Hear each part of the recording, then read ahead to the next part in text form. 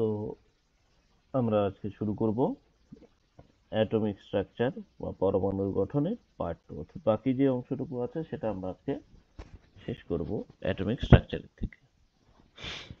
তো চলো আজকে শুরু করি, আমরা আর বেশি কিছু করব না। তো আজকে আমাদের বাকি যে পার্টটুকু আছে, অনেকটাই পার্ট আছে, তো সেটা আমরা আজকে শেষ করব।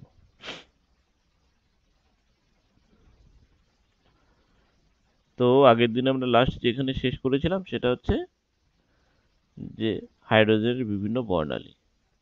তাহলে হাইড্রোজেন অ্যাটমের বিভিন্ন বর্ণালীতে আমরা শেষ করেছিলাম। তো আজকে আমরা যেখানে থেকে স্টার্ট করব সেটা হচ্ছে রেডবার্গ ধ্রুবক বা রেডবার্গ কনস্ট্যান্ট।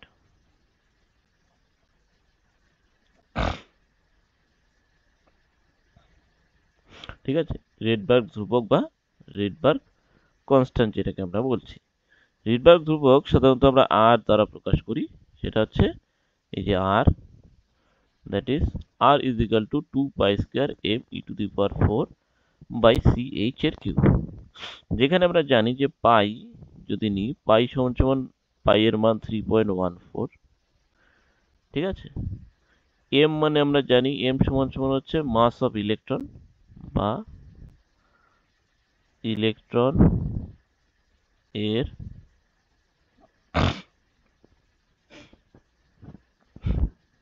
ভর। ই সমান সমান কি? ই সমান সমান হচ্ছে ইলেকট্রন এর চার্জ বা আধান যেটাকে বলছি। সি সমান সমান আমরা জানি আলোর গতিবেগ, that is speed of light. আর এইচ মানে জানি প্লাঙ্কস কনস্ট্যান্ট,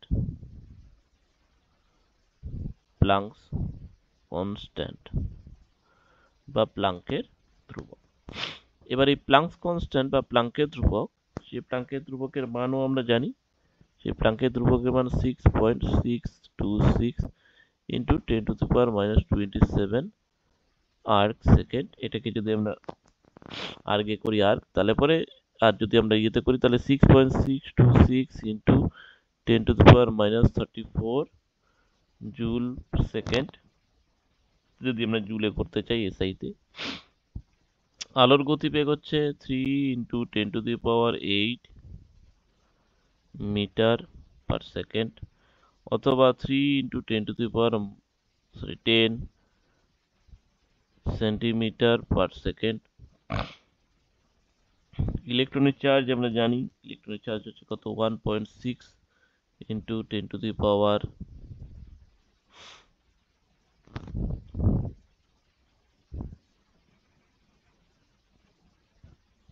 মাইনাস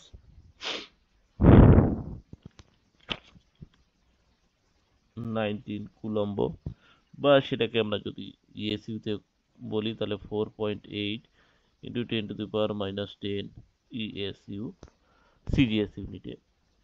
আর এম মানে ইলেকট্রনের ভর, সেই ইলেকট্রনের ভরেও আমরা জানি ইলেকট্রনের ভর কত। ইলেকট্রনের ভর যদি আমরা বলি 9.11 into 10 to the power minus 28 গ্রাম। এটা যদি কিলোগ্রামে করি তাহলে পরে এসআইতে করলে 9.11 into 10 to the power minus 31 kilogram. তাহলে এই হচ্ছে আমাদের যা ভ্যালু দেওয়া রিডবার্গ কনস্ট্যান্টের জন্য, সেই সমস্ত ভ্যালু এখানে আমরা পেলাম। তাহলে এই ভ্যালুগুলোকে যদি আমরা বসাই তাহলে পরে আমরা এটার একটা ভ্যালু পাবো। তাহলে এই ভ্যালুগুলোকে যদি আমরা বসিয়ে নিয়ে ক্যালকুলেট করি তাহলে পরে আমরা যেটা পাবো 109,677 এই একটা ভ্যালু পাবো, অর্থাৎ 1,09,677 একক দশক শতক হাজার অযুত লক্ষ। ঠিক আছে, 109,677 এই একটা আমরা ভ্যালু পাবো। এটা অবভিয়াসলি সেন্টিমিটার ইনভার্সে আসে। তাহলে এইরকম আমরা একটা ভ্যালু পাচ্ছি, সেটাকে আমরা বলছি রিডবার্গ কনস্ট্যান্ট। ঠিক আছে, বা রিডবার্গ ধ্রুবক। তাহলে রিডবার্গ ধ্রুবকের মান আমরা এভাবে পেতে পারি, যেখানে আর এর ভ্যালু আমরা এটা পাবো। রিডবার্গ ধ্রুবক আমাদের আরো অন্যান্য কাজে অনেক সময় লাগে। তাহলে এটা গেল আমাদের ফার্স্ট। এটা দিয়ে আমাদের অঙ্ক থাকে, অনেক সময় অঙ্কের ক্ষেত্রে রিডবার্গ ধ্রুবকের মান বসাতে হয়। তাহলে আমরা যদি এখন যদি পরবর্তীতে যেমন নিউ বার বের করেছিলাম যে রিডবার্গ ধ্রুবক ইন্টু হাইড্রোজেনের ক্ষেত্রে যদি বলি, তাহলে এটা আর এইচ হয়ে যাবে। কিন্তু আমরা বলেছিলাম 1 of initial square minus 1 n of 1 by final square. ঠিক আছে, সেক্ষেত্রে আমাদের রিডবার্গ ধ্রুবকের মান লাগে, সেখানে আমরা এভাবে বসিয়ে দিতে পারি।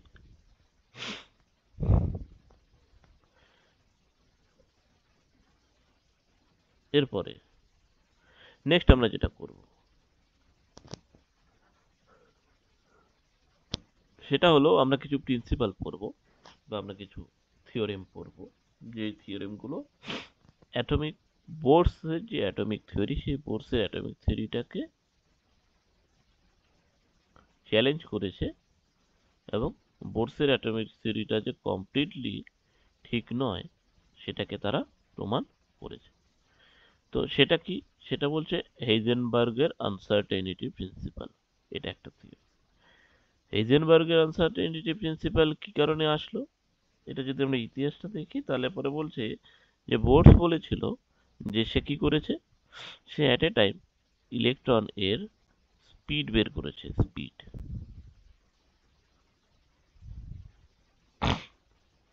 বা যেটাকে আমরা বলছি ভেলোসিটি, এবং সে কি করেছে, সে অ্যাট এ টাইম সেই ইলেকট্রনটারই পজিশন বের করেছে। ঠিক আছে, তাহলে পরে বলছে যে যখন আমরা একটা ইলেকট্রনের স্পিড বের করছি এবং সেটার পজিশন বের করছি এবং দুটোই আমরা সঠিকভাবে বলছি, অর্থাৎ হাইজেনবার্গ দুটোকেই কারেক্টলি বলেছে, তো তখন সেক্ষেত্রে আমাদের একটা কিন্তু থেকে যায়। ক্লাসিক্যাল মেকানিক্স বলেছে যে যদি কোনো মুভেবল পার্টিকেল হয়, মানে কোনো একটা ঘূর্ণায়মান যদি কণা হয়, সেই ঘূর্ণায়মান কণার ভেলোসিটি, অ্যাকচুয়ালি ভেলোসিটি এবং পজিশন দুটোকে কখনো অ্যাট এ টাইম আমরা নির্ভুলভাবে ডিফাইন করতে পারি না বা নির্ভুলভাবে ক্যালকুলেট করতে পারি না বা পারবো না। সেটা ছিল ক্লাসিক্যাল মেকানিক্সের কথা। হাইজেনবার্গ সেইটাকে কি বললো, বললো যে যেহেতু ইলেকট্রন একটা মুভিং পার্টিকেল, সব সময়ের জন্য চলছে এবং এটা খুব ভালো স্পিডে আলোর গতিবেগের সমান চলছে, তাই এটার পজিশন এবং মোমেন্টাম দুটোকে কখনো একসাথে আমরা ডিফাইন করতে পারবো না। সেটা কি বলেছে, সেটা এখানে দেওয়া আছে।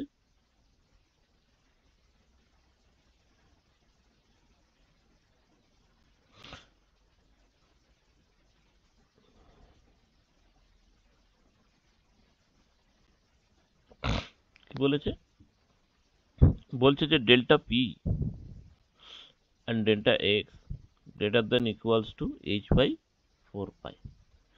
তাহলে হোয়াট ইজ ডেল্টা পি আর হোয়াট ইজ ডেল্টা এক্স, বলছে তার মানে আমাদের হাইজেনবার্গের আনসার্টেনিটি প্রিন্সিপালে আমরা কি বলতে পারি যে একটা মুভিং পার্টিকেলের মোমেন্টাম এবং তার পজিশন, মোমেন্টাম এবং তার পজিশন দুটো কখনোই আমরা নির্ভুলভাবে ক্যালকুলেট করতে পারবো না।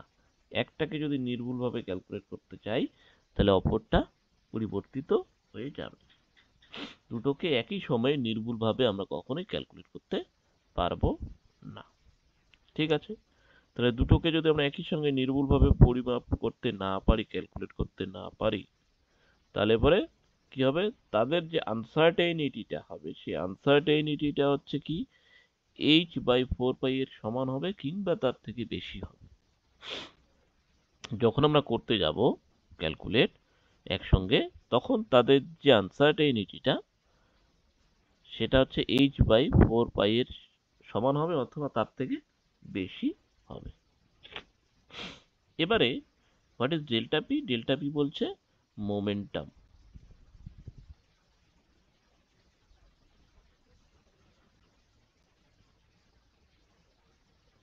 আনসার্টেনিটি অফ মোমেন্টাম, অর্থাৎ মোমেন্টামের uncertainty. What is delta x? Delta x হচ্ছে পজিশন আনসার্টেনিটি।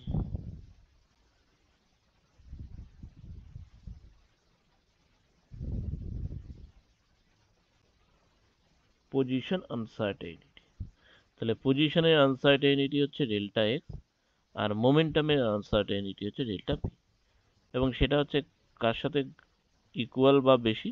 সেটা হচ্ছে এইচ বাই 4 পাই এর সাথে ইকুয়াল হবে অথবা তার থেকে গ্রেটার দেন। ঠিক আছে, এটাকে আবার আমরা করতে পারি এরকম, সেটা হচ্ছে ডেল্টা পি, অনেক ক্ষেত্রে এরকম লিখতে থাকতে পারে, into delta x equals to h cross by 2। What is h cross? H cross is equal to h by 2 pi. H by 2 pi কে আমরা বলছি এইচ ক্রস বা এইচ কাট। ঠিক আছে, এটা এবারে বলছে ডেল্টা পি আর হচ্ছে ডেল্টা, তাহলে এটা আমরা পেয়ে গেলাম। এখন ডেল্টা পি মানে মোমেন্টাম,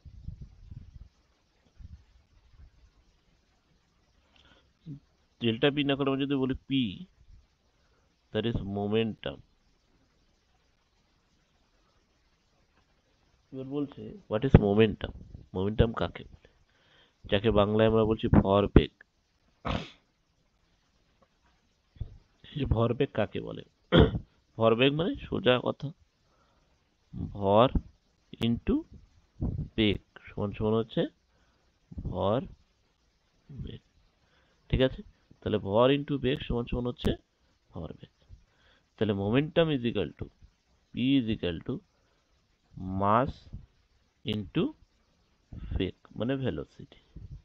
এবারে বলছে যদি আমরা ডেল্টা পি করি, তাহলে delta of m into v হবে। এবারে বলছে এম মানে মাস, মাস হচ্ছে অলওয়েজ ইলেকট্রনের মাস কনস্ট্যান্ট হয়, এটার কোনো চেঞ্জ হয় না, বা এটার মধ্যে কোনো আনসার্টেনিটিও থাকবে না। তার মানে m is a constant value, বেরিয়ে চলে আসলো, তাহলে delta v, v will be change. তার মানে delta p is equal to m into delta v, মানে চেঞ্জ অফ ভেলোসিটি। তার মানে delta p into delta x greater than equals to h by 4 pi. তাহলে ডেল্টা পি এর পরিবর্তে আমরা লিখতে পারি m into delta v into delta x greater than equals to h by 4 pi. তাহলে this is the new form. এবার আমরা এটাকে এভাবে লিখতে পারি m into delta v into delta x is equal to h by 4 pi. তাহলে delta v into delta x is equal to h by 4 pi M.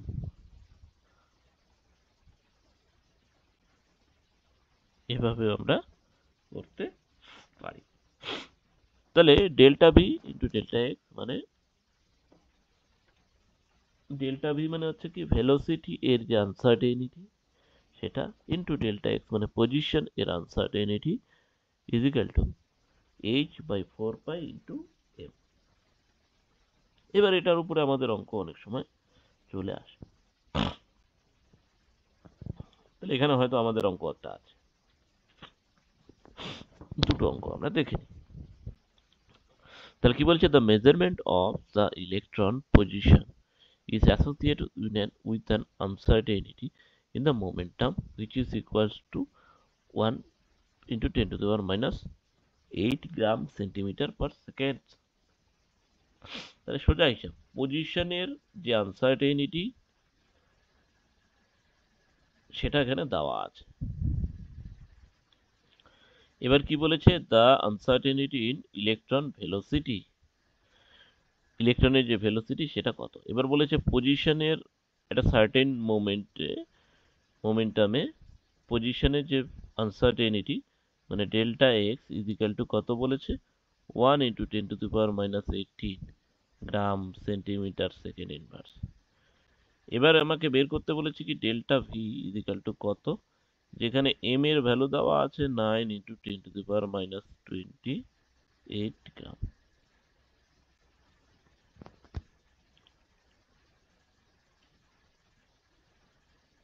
ঠিক আছে, তাহলে এইটা দেওয়া আছে, এটা আমাকে বের করতে হবে। তাহলে বের করতে হবে কি ডেল্টা ভি। তাহলে আমরা লাস্ট যে ইকুয়েশনটা দেখলাম, সেই লাস্ট ইকুয়েশনে কিন্তু আমরা কি পেলাম, যে এই যে লাস্ট ইকুয়েশন, এই লাস্ট ইকুয়েশনে delta v into delta x is equal to h by 4 pi M.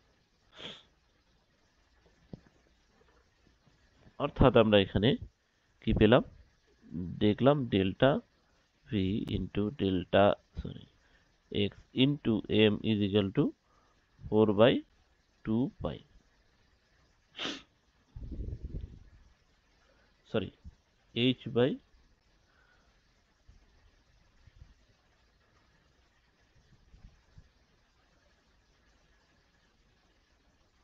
H by 4 পাই।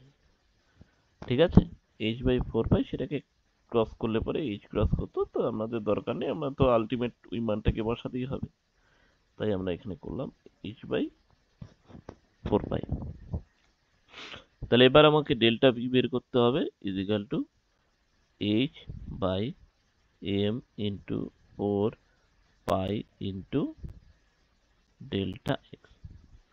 এবার এখানে মান বসাও, এইচ এর মান হচ্ছে 6.626 ইন্টু 10⁻27 আর্ক, আর এম এর মান তো দেওয়া আছে, এম এর মান বলছে কত, 9 ইন্টু 10⁻28 ইন্টু 4 ইন্টু পাই মানে 3.14 ইন্টু ডেল্টা এক্স এর মান দেওয়া আছে, ডেল্টা এক্স এর মান হচ্ছে 10⁻18। তাহলে 10⁻18 উপরে চলে যাবে, এখানে আছে 28 উপরে চলে যাবে। তাহলে এখানে আমরা কি করতে পারি, 6.626 বাই এখানে হচ্ছে 9 গুণন 4 গুণন 3.14, ঠিক আছে, ইন্টু 10⁻27 ইন্টু 10⁻, মাইনাসটা প্লাস হয়ে যাবে, প্লাস আর এটা 16, 2 আর 3, 3 আর 4, ঠিক আছে, 46 হয়ে গেল। তাহলে 27, 46।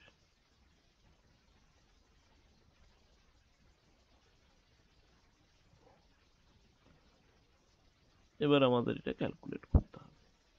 তাহলে ক্যালকুলেট যদি আমরা করতে চাই, তাহলে কিভাবে ক্যালকুলেট করব, তাহলে এটা গুণ করতে হবে। তাহলে 3.14,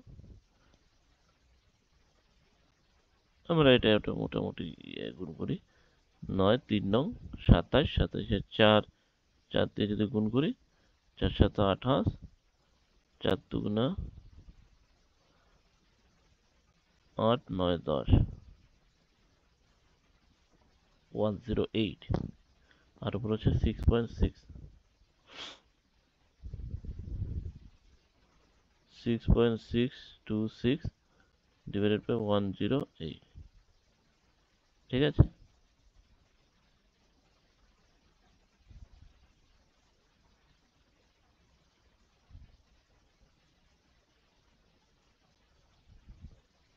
তো এটা যদি আমি উঠিয়ে দিই, দশমিক দশমিক উঠিয়ে দিলে হচ্ছে 63, এটা পরে, কিন্তু এখানে আমাদের এটা নেই কেন, 9,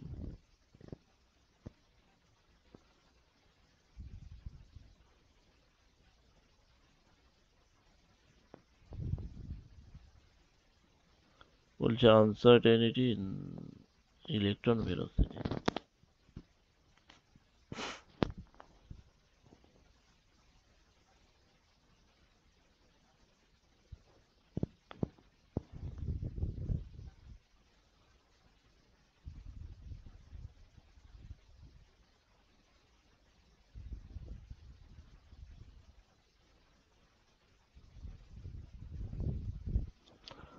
মাস দেওয়া আছে,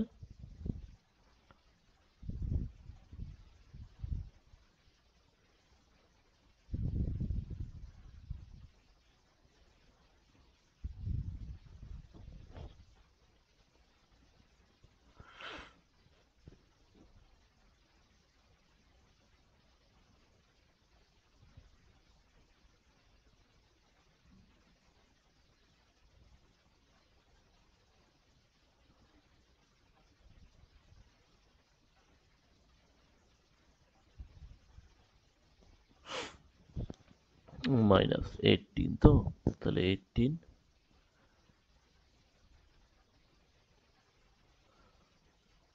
10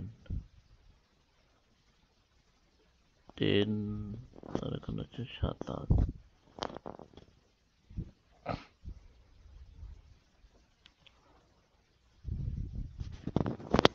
আচ্ছা যাই হোক, আমরা দেখিনি, এটা হচ্ছে 0, তাহলে 6 বাদ দিলে 6টা 40, 0 4 6 6, 4 12, 4 1 5 6, 26, 1 বাদ দিলে 108।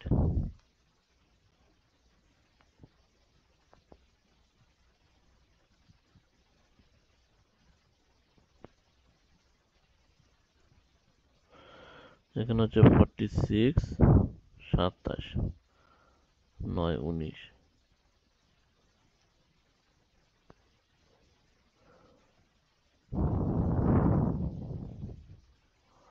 28 18 না, এখানে আমাদের ক্যালকুলেশনটা ভুল হয়নি তো। 18 18 28, 18 28 ঠিকই আছে।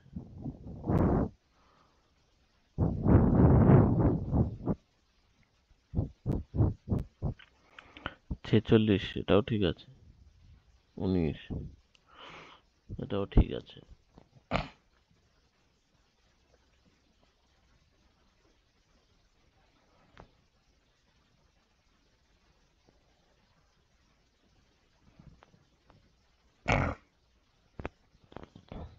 ওকে, তাহলে এটার ক্যালকুলেশনটা দেখে নিতে হবে। ঠিক আছে, এটা তাহলে ক্যালকুলেশন করে নাও, ক্যালকুলেশন করে নিলে পরে হয়ে যাবে। কমেন্টে জানাবে ক্যালকুলেশন করে কত হলো। ঠিক আছে, এরপরে আরেকটা কোশ্চেন আছে এখানে।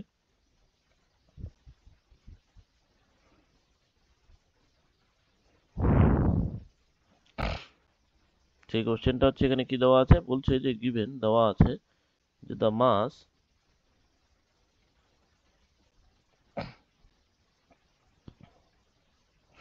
mass of an electron is 9.11 into 10 to the minus 31 kilogram.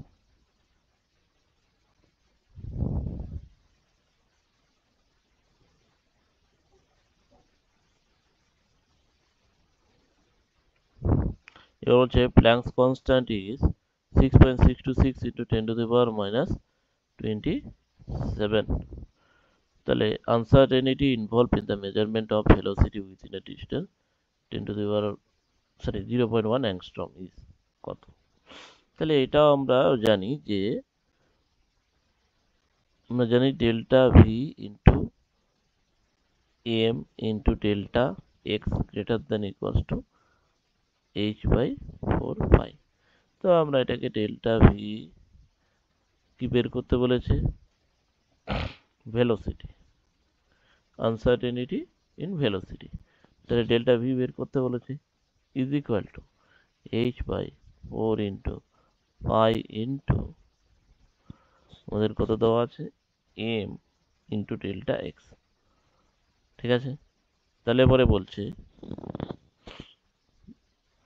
পজিশনের এটা দেওয়া আছে, তাহলে 4 ইন্টু পাই ইন্টু এম এর ভ্যালু হচ্ছে 9.11 into 10 to the power minus 31 into x এর ভ্যালু হচ্ছে 0 পয়েন্ট, এটা মানে 10 টু দি পাওয়ার, দেখো 1 অ্যাংস্ট্রম ইজ ইকাল টু যেহেতু আমাদের সব কিলোগ্রামে আছে, তাহলে পরে আমাদের এখানেও কিলোগ্রামেই করতে হবে, এসআই ইউনিটেই করতে হবে। তাহলে angstrom is equal to 10 to the power minus 8 centimetre সমান 10 to the power minus 10 metre.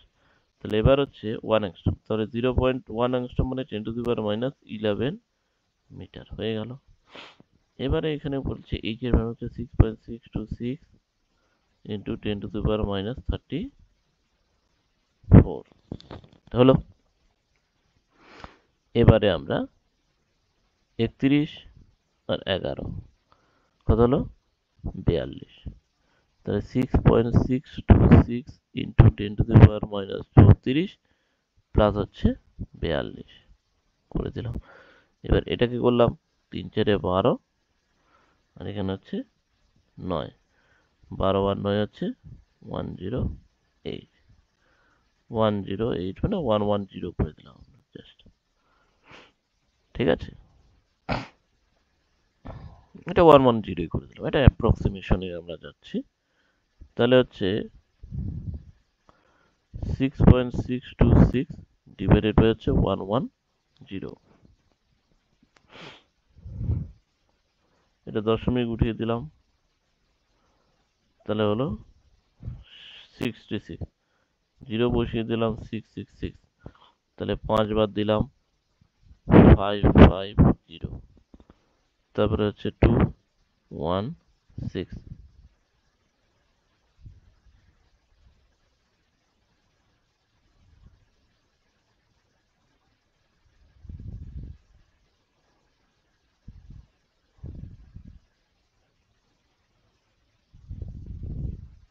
তারপরে 5 আর 6 বলে তো 1, এটা এটা তো 526 হলো না, 0 বসাও, তাহলে এটা, তাহলে 7 বসিয়ে দাও,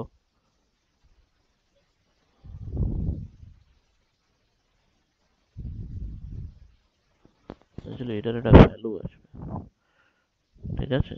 এটা যদি আমরা ভ্যালু বের করি তাহলে ঠিক আছে, আমরা এটাকে ছেড়ে দিলাম, তাহলে 5 পয়েন্ট সামথিং হবে, 5.77 সামথিং হচ্ছে, ঠিক আছে।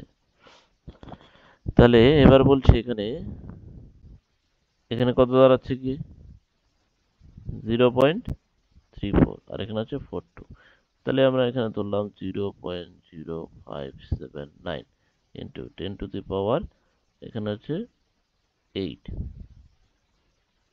10 টু দি পাওয়ার 8, ঠিক আছে। তাহলে দু ঘর যদি আমরা এগিয়ে দিই তাহলে 5.79 ইন্টু 10 টু দি পাওয়ার 6, দুই ঘর এখানে কেটে গেল, দুই ঘর দশমিকটা দুই ঘর এগিয়ে গেল, তাহলে দুই ঘর এগিয়ে যাওয়াতে দশমিক এখানে হলো, তাহলে 1, তাহলে 5.79 into 10 to the power 6 metre, মানে এটা হয়ে গেল অ্যান্সার। তাহলে বি নাম্বারটা হলো অ্যান্সার। তাহলে একইভাবে এক নাম্বারটা করে নেবে, ক্যালকুলেশনটা আমি আর করে দিচ্ছি না। এবারে আমরা যেটা আসবো সেটা হচ্ছে ডি ব্রগলি ইকুয়েশন।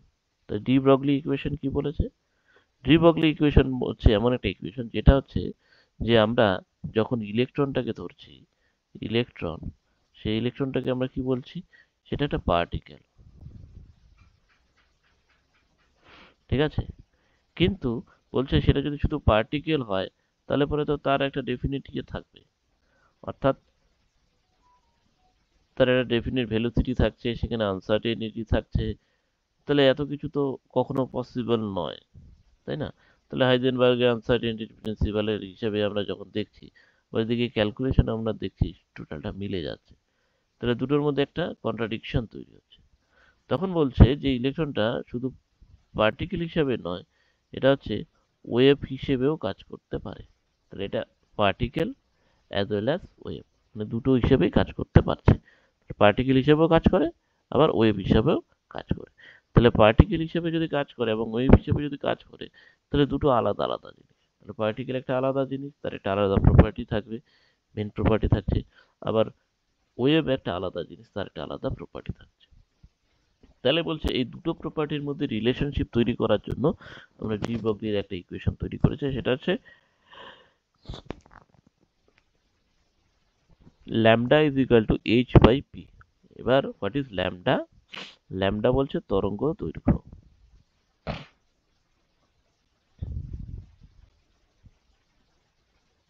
ঠিক আছে, আর হোয়াট ইজ পি? পি হচ্ছে মোমেন্টাম, মানে ভরবেগ। তাহলে তরঙ্গ দৈর্ঘ্য আর ভরবেগ। আর এইচটা তো কনস্ট্যান্ট আমরা জানি, এইচ হচ্ছে একটা কনস্ট্যান্ট টার্ম, সেটা আমরা জানি। তাহলে আমাদের কাছে এই দুটো জিনিস হলো, ডি ব্রগলির ইকুয়েশন থেকে আমরা দুটো জিনিস পেলাম। সেটা হচ্ছে নাম্বার ওয়ান সেটা হচ্ছে যে ল্যামডা, আর নাম্বার টু যেটা পেলাম সেটা হচ্ছে পি। অর্থাৎ পি যেটা ভরবেগ সেটা হচ্ছে কণার প্রপার্টি, এটা হচ্ছে কণার ধর্ম।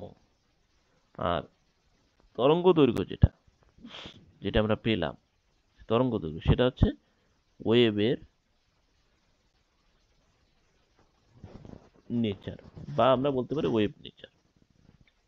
কারণ আমরা যদি তরঙ্গ দৈর্ঘ্য বের করতে পারি, তাহলে তরঙ্গ দৈর্ঘ্য বের করলে আমরা নিউ বের করতে পারবো।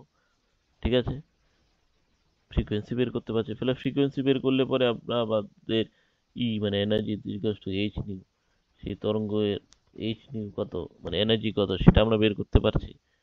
ঠিক আছে, তাহলে এভাবে আমরা ওয়েভ নাম্বার বের করতে পারবো।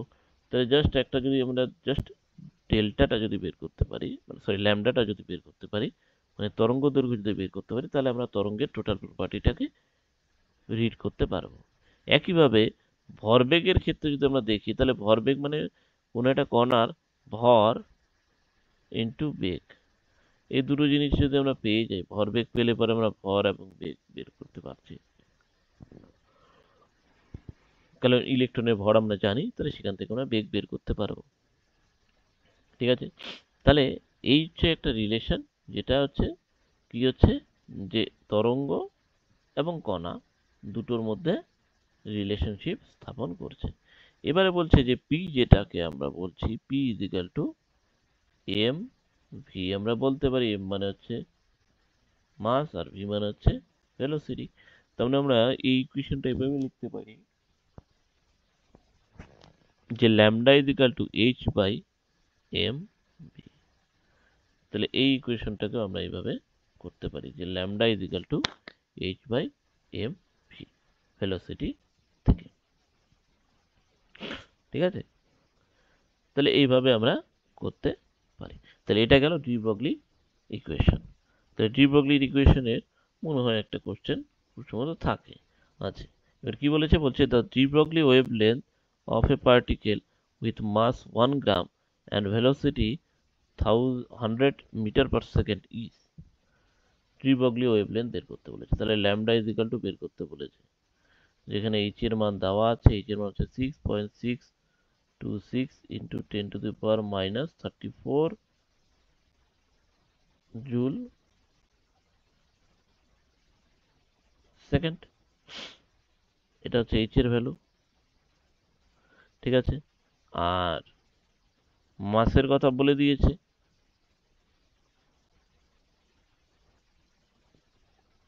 মাস হচ্ছে কত, 1 গ্রাম সমান সমান 0.001 কিলোগ্রাম।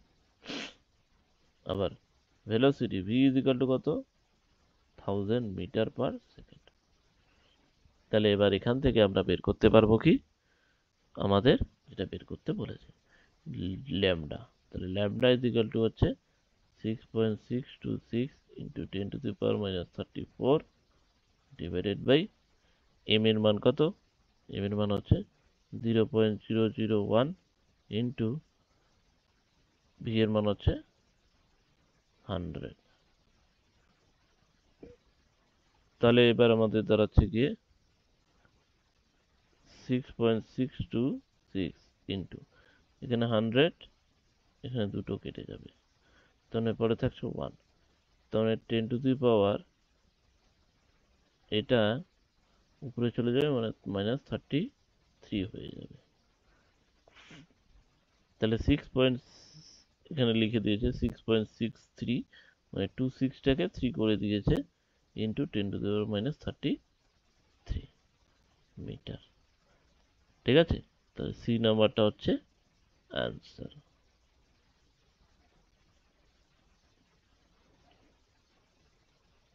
এটা গেল ডি ব্রগলির ইকুয়েশন এবং তার কিছু কোশ্চেন, একটা কোশ্চেন। এরপরে যেটা আমরা করব সেটা হচ্ছে Schrodinger wave equation. It is very much important.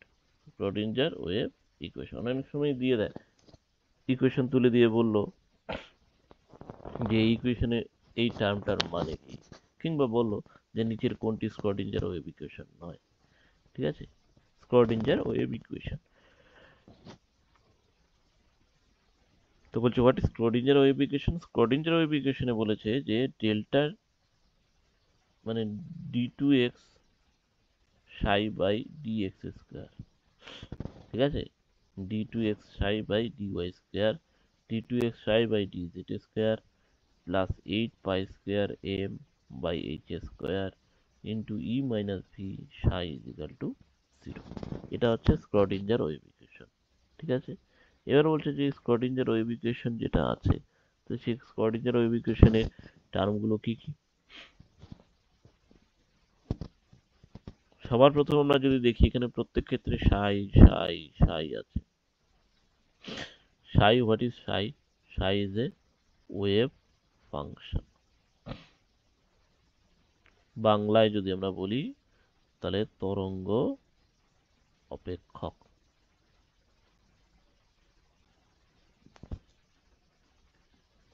এটাকে আমরা বলছি তরঙ্গ অপেক্ষক হচ্ছে সাই। এবার x y z is equal to কি, কার্টেজিয়ান বা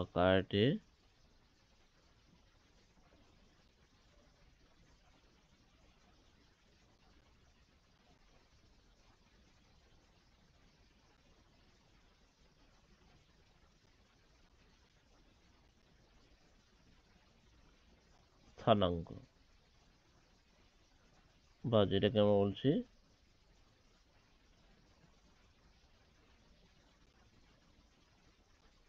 কার্টেজিয়ান কোঅর্ডিনেট। ঠিক আছে, এক্স ওয়াই জেড। এবারে বলছে যে পাই মানে জানি, এম মানে তো জানি, এম সমান সমান হচ্ছে ইলেকট্রন এর মাস বা ভর। এইচ মানে জানি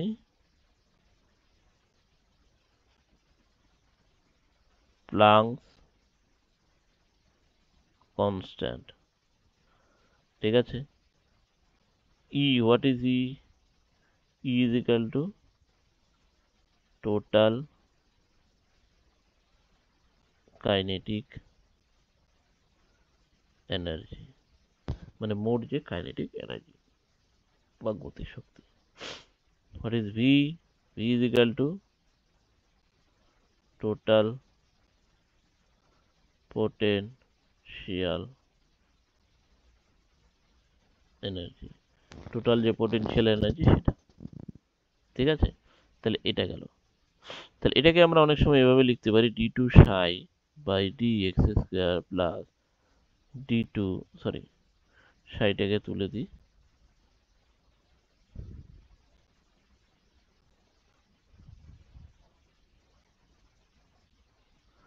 by d of y square plus d two by d of z square.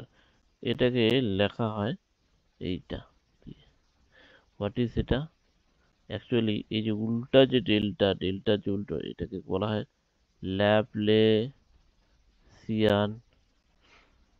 Operator. ঠিক আছে, এটাকে অর্থাৎ d two x by d x square, তার মানে আমাদের গিয়ে এই ইকুয়েশনটা, টোটাল ইকুয়েশনটা দাঁড়াচ্ছে এরকম, delta square psi plus 8 pi square m by h square into e minus v psi is equal to 0। ঠিক আছে, এটা হচ্ছে স্ক্রোডিঞ্জার ইকুয়েশন। তাহলে এবার কোশ্চেন হতে পারে, বলতে পারে যে এই ইকুয়েশন দিয়ে বলো যে এখানে সাই কি। What is Sai? Sai is a wave function, অর্থাৎ তরঙ্গ অপেক্ষক।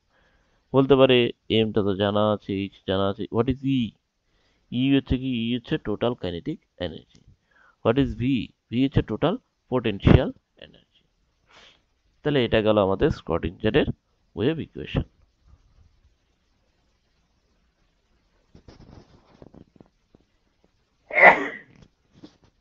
এরপরে যেটা আমরা আসবো সেটা হচ্ছে very much important, that is called quantum number. Quantum number বা কোয়ান্টাম সংখ্যা। What is quantum number? আমরা জানি যে আমাদের যখন রিপ্রেজেন্ট করি কোনো একটা ইলেকট্রনকে, তখন সেই ইলেকট্রনটার কত নম্বর কক্ষপথে আছে, কোথায় আছে, এই সমস্ত টোটাল যে সার্কুলেশনটা, মানে টোটাল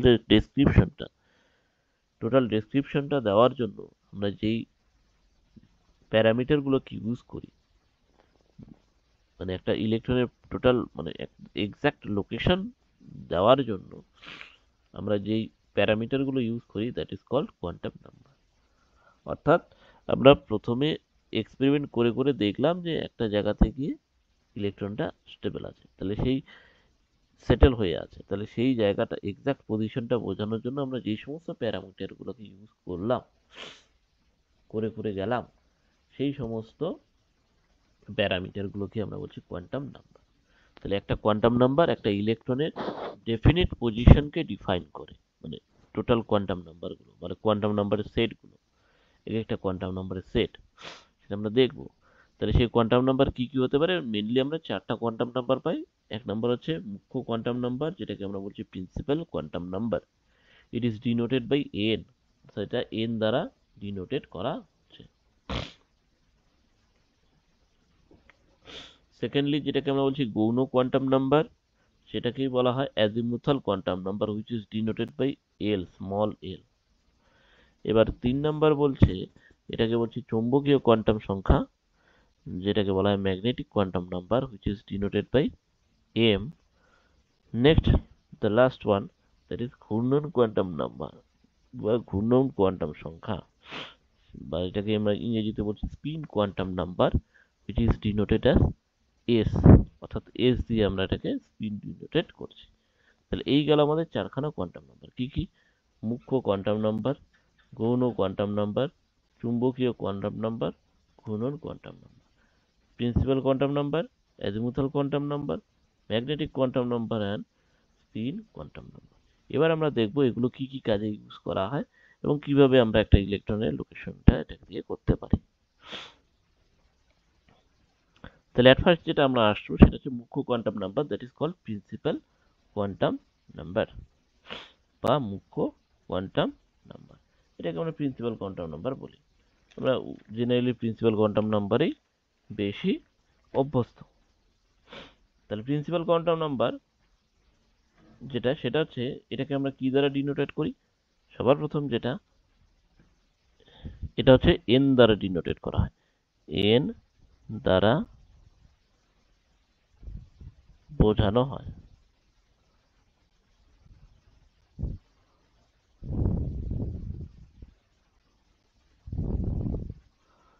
বা চিহ্নিত করা হয় এন দ্বারা। ঠিক আছে, তাহলে এন দ্বারা আমরা এটাকে চিহ্নিত করি বা প্রকাশ করি। এবার বলছে এই মুখ্য কোয়ান্টাম নাম্বার দ্বারা আমরা কি বুঝতে পারি? যে কোনো একটা কক্ষের মধ্যে, ঠিক আছে, কোনো একটা সেলের মধ্যে সর্বোচ্চ কতগুলো ইলেকট্রন থাকতে পারে সেটা আমরা ডিনোটেট করতে পারি এটা দ্বারা। কিভাবে? সেটা হচ্ছে 2n স্কয়ার সূত্র দ্বারা।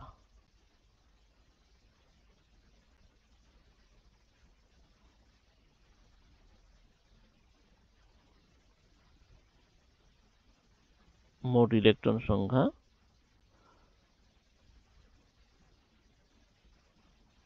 নির্ধারণ করা হয়। তাহলে 2n স্কয়ার, ঠিক আছে, 2n স্কয়ার এই সূত্র দ্বারা আমরা মোট যে ইলেকট্রনের সংখ্যা সেটাকে আমরা নির্ধারণ করতে পারি। ঠিক আছে, অর্থাৎ কক্ষের মধ্যে সর্বোচ্চ কতগুলো ইলেকট্রন থাকে। যদিও আমরা জানি যে কোনো একটা ইলেকট্রন মানে কক্ষের মধ্যে ইলেকট্রনের সর্বোচ্চ সংখ্যা হচ্ছে 32 হতে পারে। তাহলে 32-এর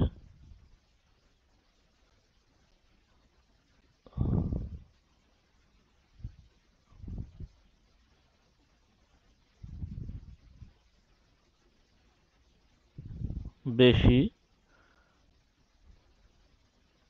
হবে না।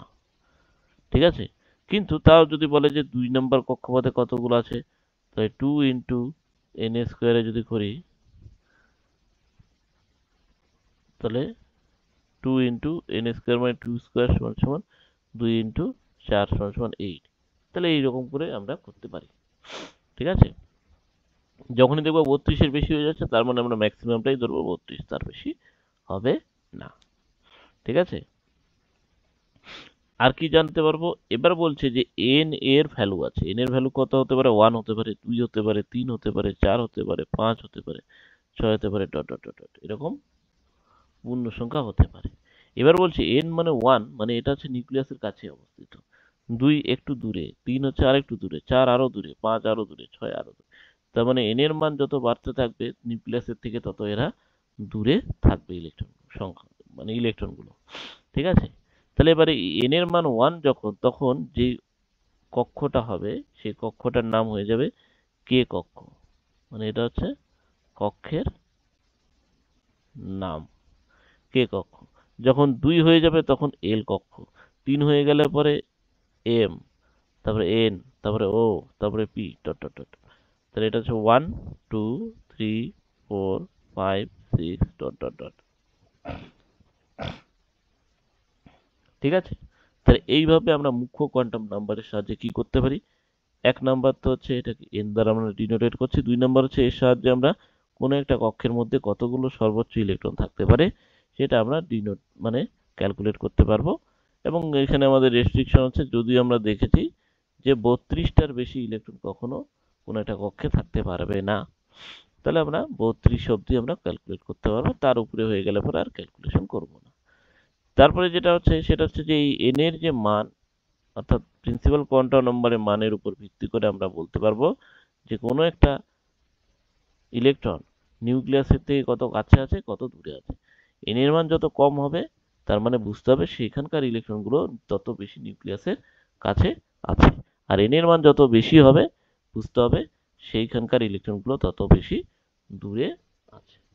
এবং এখানে বলেছে যে এই যে কক্ষগুলো যে মানে কক্ষগুলো যে আমরা বললাম, 1 নম্বর কক্ষ, 2 নম্বর কক্ষ, এন এর মান যখন 1 তার মানে 1 নম্বর কক্ষ, এন এর মান যখন 2 তার মানে 2 নম্বর কক্ষ, যখন 3 তখন 3 নম্বর কক্ষ। এই কক্ষগুলো যে আছে সেই কক্ষগুলোর আলাদা আলাদা নাম আছে, মানে 1 নম্বর যে কক্ষ সেটার নাম হচ্ছে কে, 2 নম্বর কক্ষের নাম হচ্ছে এল, 3 নম্বর কক্ষ হচ্ছে এম, 4 নম্বর কক্ষ হচ্ছে এন, এইভাবে ও পি এরকম করে যেতে থাকে। তাহলে এটা গেল আমাদের মুখ্য কোয়ান্টাম নাম্বার। এরপরে যেটা আমরা আসবো সেটাকে আমরা বলছি গৌণ কোয়ান্টাম নাম্বার, যেটাকে আমরা এল দ্বারা ডিনোটেট করি, which is denoted by এল সমান সমান গৌণ কোয়ান্টাম নাম্বার। এবার বলছে এর সাহায্যে আমরা কি করি? এর সাহায্যে বলছে যে কক্ষপথের যে আকার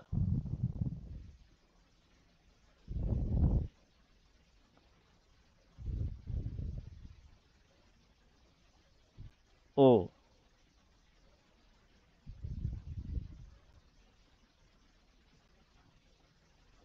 আকৃতি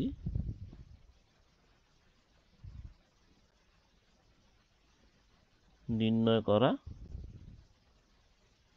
যায়। ঠিক আছে, তাহলে কক্ষপথের আকার এবং আকৃতি নির্ণয় করতে পারবো এই এল বা অ্যাজিমুথাল কোয়ান্টাম নাম্বারের সাহায্যে। ঠিক আছে, এবার বলছে যে এল এর যে মান, অর্থাৎ আমাদের কোন একটা প্রিন্সিপাল কোয়ান্টাম নাম্বার মানে কে, সে কে এর এগেনস্টে আমাদের কতগুলো গণ্য কোয়ান্টাম সংখ্যা থাকবে সেটাকে আমরা কি করে ডিনোটেট করব? সেটা সমান সমান আমরা বলবো যে কি বলেছে যে এন এর মান সমান সমান এল এর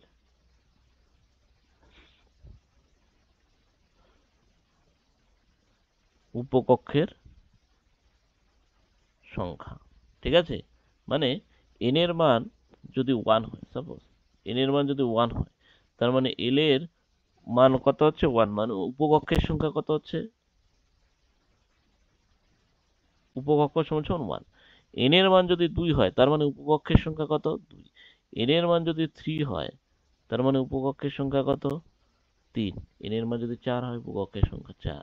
এরকম করে বলছে ম্যাক্সিমাম উপকক্ষ আমাদের 4টে হতে পারে, এস পি টি এফ, সেটা আমরা পরে আসবো। এবারে বলছে যে এই n এর মানের উপর নির্ভর করে, আমাদের l এর মান কি কি হবে। আমরা তো পেয়ে গেলাম যে উপকক্ষের সংখ্যা এতগুলো, দুটো তিনটে।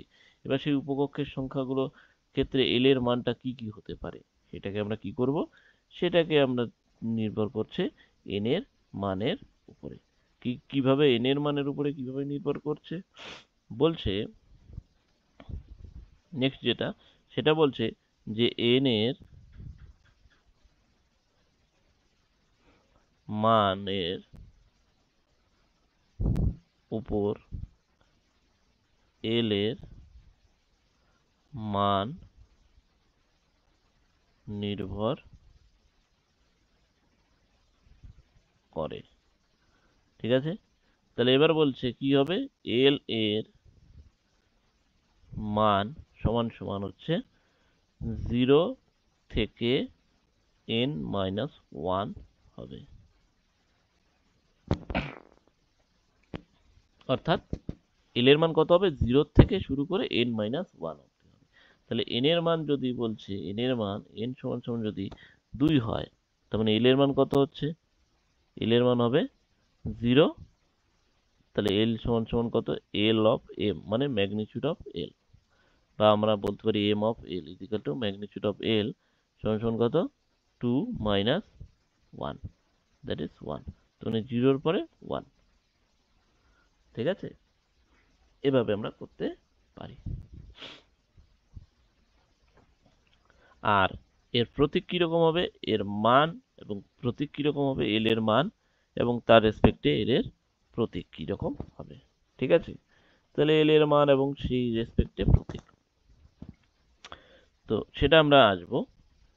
তাহলে এখন বলছে যে যদি n এর মান 3 হয়, তাহলে উপকক্ষের সংখ্যা কয়টা, 3 খানা। তাহলে n এর মান যদি 3 হয়, তাহলে m অফ l মানে ম্যাগনিটিউড অফ l মানে l এর ম্যাগনিটিউড কত হচ্ছে, 3 মাইনাস 1 মানে 2। তার মানে 0 থেকে স্টার্ট হবে, 2 এ গিয়ে শেষ। তাহলে 0 থেকে 2 এ মানে 0 আছে, 1 আছে, 2 আছে, মানে এই মোট 3 খানা আছে l এর মান। তাহলে ml এর মান হচ্ছে 3টে।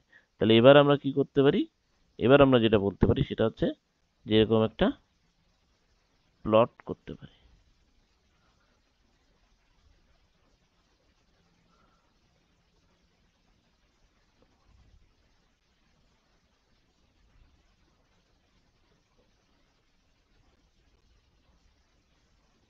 ঠিক আছে,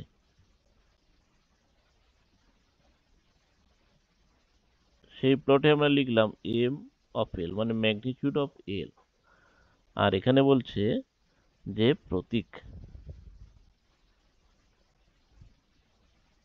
কি, বলছে ম্যাগনিটিউড অফ l যখন 0, ম্যাগনিটিউড অফ l যখন 0, ঠিক আছে, অর্থাৎ ml এর মান যখন 0 তখন সেটা হয়ে গেল s। যখন ml এর মান হচ্ছে 1 তখন সেটা হয়ে গেল p। যখন সেটা 2 তখন সেটা t। যখন সেটা 3 তখন সেটা f। ঠিক আছে, তাহলে যখন ml এর মান 0 তখন 1, যখন 1 তখন p, সরি s, যখন 1 তখন p, যখন 2 তখন হচ্ছে t, আর যখন 3 তখন হচ্ছে f। ঠিক আছে, তাহলে এইভাবে আমরা কোয়ান্টাম, গৌণ কোয়ান্টাম সংখ্যার সাহায্যে আমরা নির্ণয় করতে পারবো যে টোটাল কতগুলো উপকক্ষ রয়েছে। তাহলে এগুলো হচ্ছে সব উপকক্ষ, উপকক্ষ, আর সেই উপকক্ষের মান এগুলো। ঠিক আছে, এখন বলছে যে উপকক্ষগুলো আমরা লিখলাম, ঠিক আছে, সেই উপকক্ষের মধ্যে আমরা কি কি পেলাম, এস পি ডি এফ পেলাম। তাহলে বলছে যে এই এস পি ডি এফ এর যে আমরা যদি এনার্জি মানে শক্তি স্তর দেখি, তাহলে এখানে শক্তি স্তরের যদি ক্রম দেখি, শক্তি স্তরের ক্রম, তাহলে শক্তি স্তরের ক্রম যদি আমরা দেখি তাহলে পরে কি হবে, এস এর শক্তি সব থেকে কম, তারপরে পি এর শক্তি বেশি, দেন টি এর শক্তি আরো বেশি, দেন এফ এর শক্তি, তাহলে এস তার থেকে পি এর বেশি, তারপরে ডি, তারপরে হচ্ছে এফ।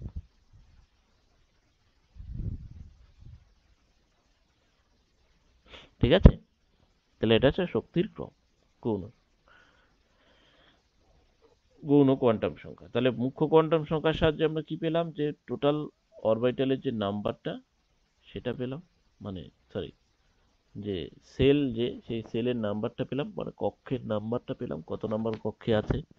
এল এর মাধ্যমে মানে গৌণ কোয়ান্টাম সংখ্যা বা এজিমুথাল কোয়ান্টাম নাম্বার কিংবা এল এর সাহায্যে আমরা কি পেলাম, এল এর সাহায্যে আমরা পেলাম যে সেটা কোন উপকক্ষে রয়েছে, সেই এস উপকক্ষ, পি উপকক্ষ, ডি উপকক্ষ না এফ উপকক্ষ। এরপরে যেটা আমরা আসবো সেটাকে আমরা বলছি যে ম্যাগনেটিক কোয়ান্টাম নাম্বার বা চুম্বকীয় কোয়ান্টাম সংখ্যা। ঠিক আছে, চুম্বকীয় কোয়ান্টাম সংখ্যা দ্বারা আমরা কি করতে পারি, এটা হচ্ছে এম দ্বারা ডিনোটেড করা হয়, অর্থাৎ এটার চিহ্ন হচ্ছে এম। ঠিক আছে, এম দ্বারা এটাকে চিহ্নিত করা হয়।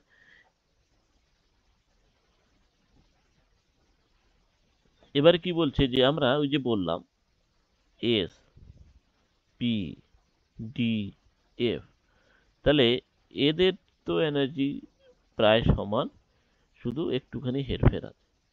এখন বলছে এদের মধ্যে যদি আমরা আরো অনেক বেশি চুম্বক ক্ষেত্র যদি আমরা প্রয়োগ করি, চুম্বক শক্তি যদি প্রয়োগ করি, তাহলে পরে আমরা দেখতে পাবো যে এই পি, ডি, ঠিক আছে, বা এফ, এই অরবিটাল গুলো কি হবে, আবার ক্ষুদ্র ক্ষুদ্র শক্তি স্তরে বিভাজিত হয়ে যাবে,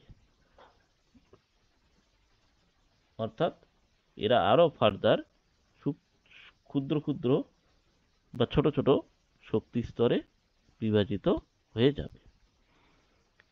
এই যে সূক্ষ্ম সূক্ষ্ম শক্তি স্তরে বিভাজিত হয়ে গেল, এগুলোকে আমরা বলছি চৌম্বকীয় কোয়ান্টাম নাম্বার বা ম্যাগনেটিক কোয়ান্টাম নাম্বার। ঠিক আছে, এটাকে আমরা কি এম দ্বারা প্রকাশ করছি। এবার বলছে এই এম এর আমরা মান কি করে বের করব। তাহলে আমরা একটু আগে এল এর মান পেলাম, এল এর মান কত পেলাম, 0 পেলাম, 1 পেলাম, 2 পেলাম, 3 পেলাম। ঠিক আছে, এই সমস্ত মান আমরা এল এর পেলাম। তাহলে এবার এই এল এর মানগুলোর উপর বেস করে, এই এল এর মানের উপর বেস করে আমরা কি বলবো, যে এম এর মান হবে, অর্থাৎ স্প্লিট করার পরে কিরকম হবে, সেটা হবে, বলছে মাইনাস এল এর থেকে প্লাস এল। ঠিক আছে, তাহলে এম এর মান হচ্ছে কত, মাইনাস এল এর থেকে প্লাস এল, মানে আমরা যদি বলি magnitude of m, m of m is equal to কত দাঁড়াচ্ছে, মাইনাস এল এর থেকে প্লাস এল।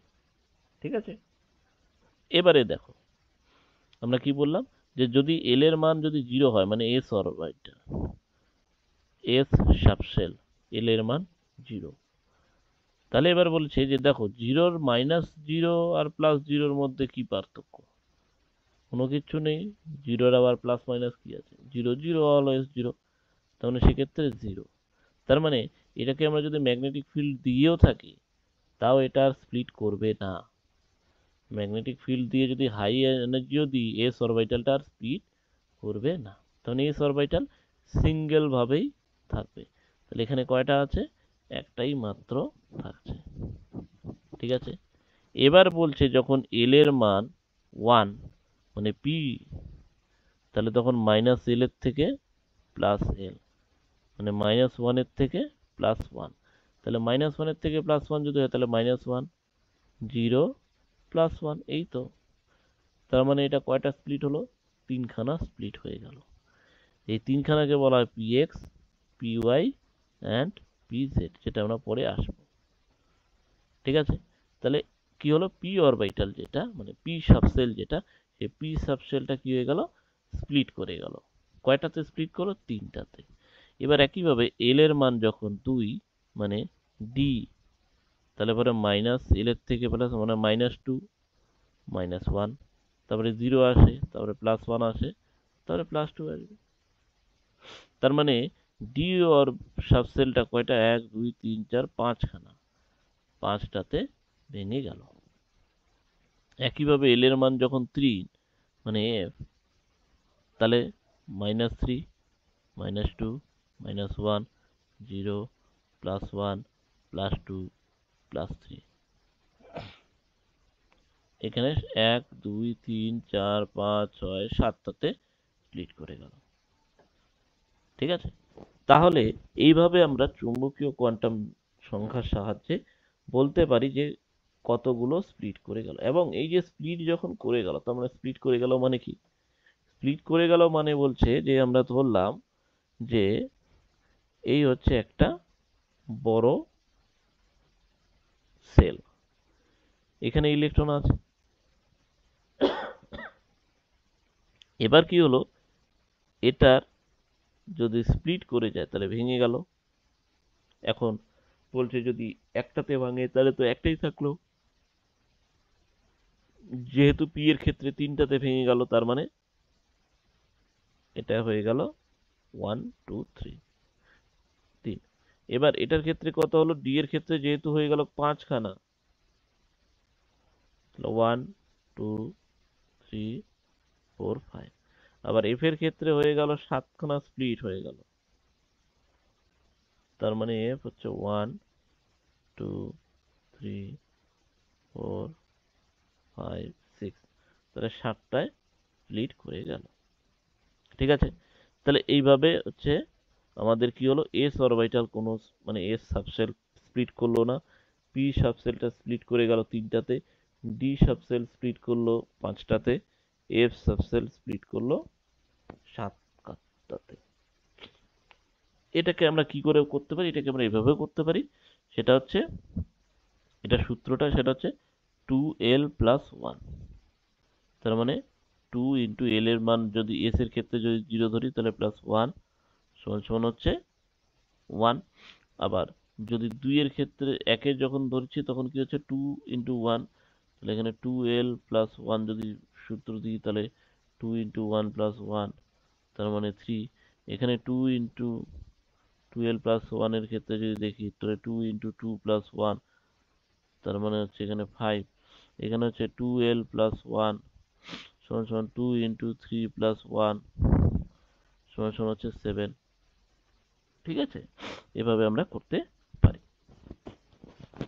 এবার the last one is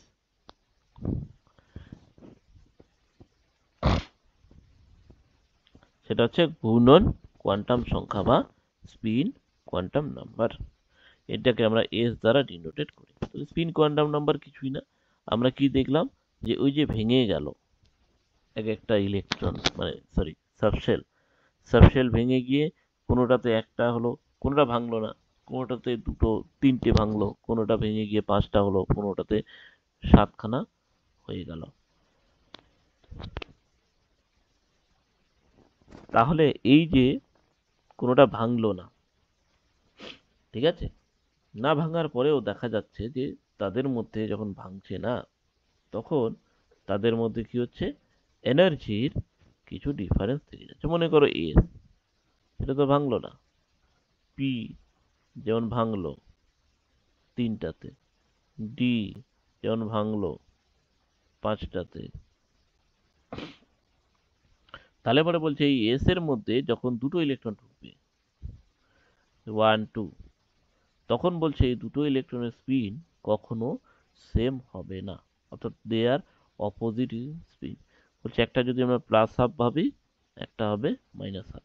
তার মানে বলছে যে একটা এই যে স্প্লিট করে গেল, ভেঙে গেল ইলেকট্রন মানে সাবশেল গুলো, ভেঙে যাওয়ার পরে যে এই যে অরবিটাল তৈরি করলো, একটা ছোট ছোট অরবিটাল তৈরি করলো, ঠিক আছে, সেই অরবিটাল গুলোতে যে ইলেকট্রন গুলো থাকছে, সেই ইলেকট্রন গুলোর স্পিন সবসময় অপোজিট হবে, সেম স্পিন হবে না। অর্থাৎ ঘূর্ণন কোয়ান্টাম নাম্বারে আমরা পেলাম যে দুটো ইলেকট্রনের স্পিন হচ্ছে দুই ধরনের, একটাকে আমরা বলছি প্লাস হাফ আর একটা হচ্ছে মাইনাস হাফ।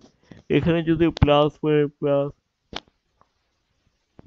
বা মাইনাস মানে মাইনাস, নেগেটিভ এরকম কোনো ব্যাপার নেই, এখানে অ্যাকচুয়ালি ফেসের ব্যাপার। প্লাস মানে একটা ফেস, মাইনাস মানে আর একটা ফেস, অপোজিট ফেস। আমরা যদি বলি একটা পজিটিভটা একটা মনে করো পূর্ব দিকের ডিরেকশন, তাহলে নেগেটিভটা হচ্ছে পশ্চিম দিকের ডিরেকশন। বাট এখানে জাস্ট সাইনটা শুধু বসানো হয়েছে একটা কনভেনশনের উপর ডিপেন্ড করে, এখানে সাইনটার কোনো ফ্যাক্টর নেই।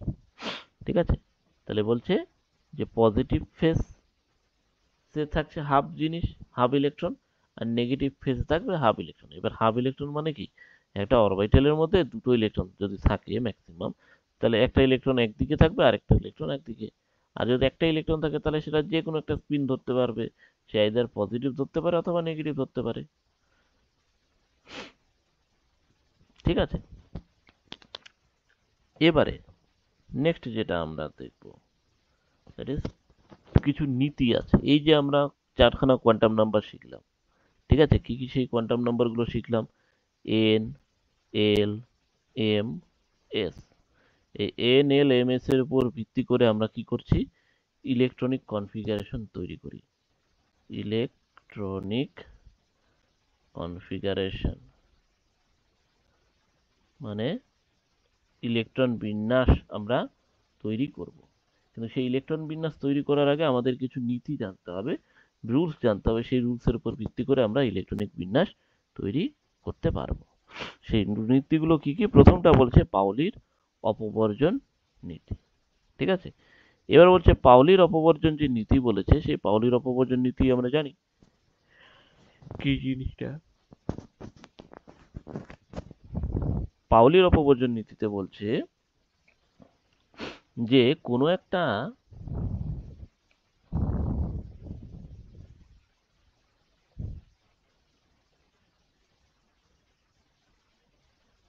কোনো একটি পরমাণুর দুটি ইলেকট্রনের চারটি কোয়ান্টাম নাম্বার কিউএন কখনো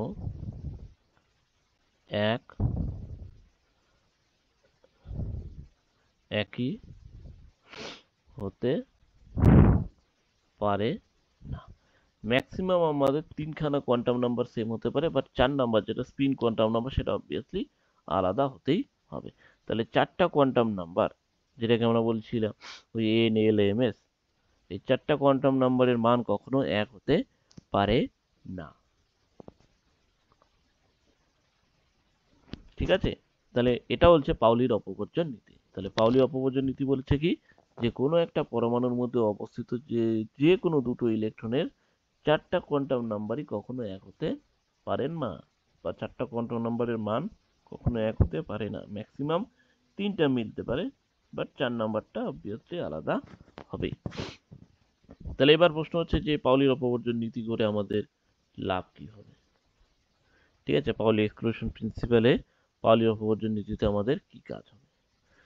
দেখো, প্রথম নাম্বার ওয়ান যেটা, সেটা হচ্ছে যে এর সাহায্যে বিভিন্ন যে উপকক্ষ বা কক্ষপথে সর্বোচ্চ কতগুলো ইলেকট্রন থাকতে পারে তা নির্ণয় করা যায়। তাহলে এর সাহায্যে বিভিন্ন কক্ষপথে বা উপকক্ষে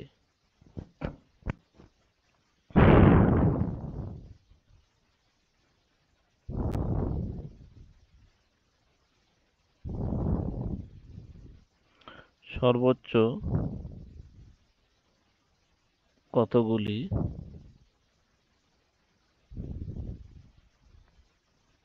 ইলেকট্রন থাকবে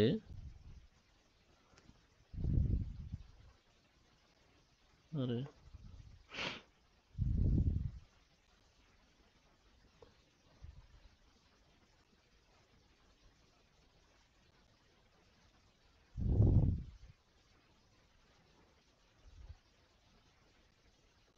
তা নির্ণয় করা যায়। তাহলে এর সাহায্যে আমরা কি করতে পারছি? বলছে কোনো একটা কক্ষপথে কিংবা উপকক্ষের মধ্যে সর্বোচ্চ কতগুলো ইলেকট্রন থাকতে পারবে সেটা আমরা নির্ণয় করতে পারছি। আর কি পারছি? অর্থাৎ এটার সাহায্যে আমরা পারি। যেমন আমাকে বললো সাপোজ যে n এর মান দেওয়া আছে ধরে নাও 2, l এর মান দেওয়া আছে ধরে নাও 0, ঠিক আছে? m এর মান দেওয়া আছে 0, s এর মান দেওয়া আছে +½ বা -½ তাহলে পরে বলছে যে এই কক্ষে বললে দিল এইটুকুতে বা আমাকে এইটুকু n আর l এর মান দিয়ে দিল, n এর মান 2, l এর মান 0, বললো যে এখানে এই যে উপকক্ষটা আছে, এই যে l এর যে উপকক্ষটা সেটাতে কতটা সর্বোচ্চ কতগুলো ইলেকট্রন থাকতে পারে। তাহলে আমরা বলতে পারবো যে n এর মান 2, l এর মান যদি 0 হয় তাহলে অবভিয়াসলি m এর মান কত হচ্ছে? 0ই হবে। তাহলে s কি হতে পারে? s সমান সমান +-½ হতে পারে দুটো। তার মানে আমাদের কম্বিনেশন কত দাঁড়াচ্ছে কি 2 0 0 +½ আবার 2 0 0 -½ তাহলে এই হচ্ছে দুখানা মাত্র কম্বিনেশন আমরা পেলাম। তার মানে দুটো থাকতে পারে। আবার বলছে এরকম যদি বলে যে n এর মান হচ্ছে 2, l এর মান হচ্ছে 1, তাহলে এক্ষেত্রে বলছে যে কতগুলো ইলেকট্রন থাকবে এই ক্ষেত্রে। তাহলে এই ক্ষেত্রে আমাদের কতগুলো ইলেকট্রন থাকবে? এই ক্ষেত্রে যেটা থাকছে, তাহলে n এর মান হচ্ছে 2, l এর মান হচ্ছে 1, তাহলে n সমান সমান 2, l সমান সমান 1, তাহলে m সমান সমান কত হতে পারে? m সমান সমান -1 0 +1, যেহেতু 1 এর আছে তো -1 প্লাস, ঠিক আছে? তার মানে এবার আমাদের কি হচ্ছে 2 1 -1 প্লাস -½ করে দিলাম, 2 1 0 +-½ 2 1 +1 +-½ তাহলে এখানে দুটো, এখানে দুটো, এখানে দুটো, তাহলে টোটাল হচ্ছে কয়টা ইলেকট্রন? 6টা ইলেকট্রন। তার মানে এইটাতে 6খানা ইলেকট্রন থাকতে পারবে, ঠিক আছে? এবার বলছে যে মুখ্য স্তরে যে আছে সেই মুখ্য স্তরে যে শুধুমাত্র আমরা করে করতে পারবো এরকম নয়, মুখ্য স্তরে মোট সর্বোচ্চ কতগুলো ইলেকট্রন থাকবে তার আলাদা আরেকটা আমাদের কাছে সমীকরণ আছে, ঠিক আছে? তাহলে মুখ্য স্তরে বের করার জন্য আলাদা একখানা সমীকরণও আমাদের আছে। সেই সমীকরণটা কি? সমীকরণটা হচ্ছে, লিখে দিই এখানে,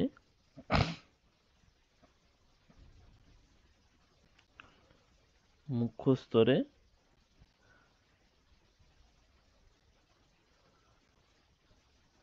ইলেকট্রন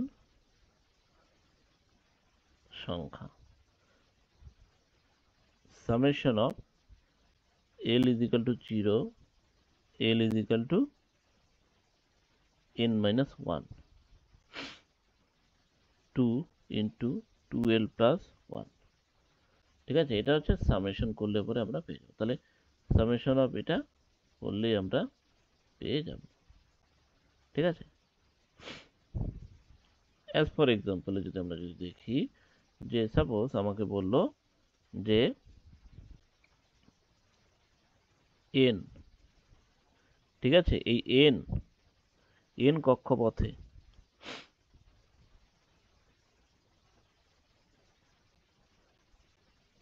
মোট ইলেকট্রন সংখ্যা, তাহলে n কক্ষপথে মোট ইলেকট্রন সংখ্যা কত হচ্ছে? তাহলে n কক্ষপথে মোট ইলেকট্রন সংখ্যা মানে n মানে হচ্ছে কি k l m n,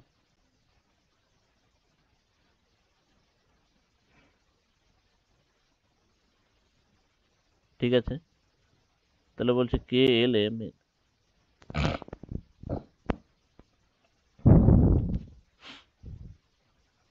তাহলে l m n 1 2 3 4, তাহলে n মানে হচ্ছে 4, 4 নম্বর। ঠিক আছে, তাহলে আমরা কি করছি, সামেশন অফ, তাহলে n এর মান হচ্ছে 4, তাহলে l এর মান হচ্ছে কত, 0 থেকে স্টার্ট করব। ঠিক আছে, তারপরে বলছে l এর মান হচ্ছে 4 মাইনাস 1 মানে 3, 2 ইন্টু 2l প্লাস 1, তাহলে সমান সমান 2 ইন্টু, প্রথমে l এর মান যদি 1 ধরি, তাহলে 2 ইন্টু 1 প্লাস 1 প্লাস, তো এটা সমান সমান 3 হবে, তাই না? তাহলে 3 নাম্বার অবধি আমরা যাব। তাহলে 2 into 2 plus 1 plus 2 into 3 plus 1, তার মানে 2 ইন্টু 2 হচ্ছে 3 প্লাস 2 ইন্টু 2 দুগুণে 4 একে 5 প্লাস 2 ইন্টু 3 দুগুণে 6 একে 7, তাহলে 3 দুগুণা 6 প্লাস 5 দুগুণা 10 প্লাস 7 দুগুণা 14, তাহলে কত দাঁড়াচ্ছে গিয়ে,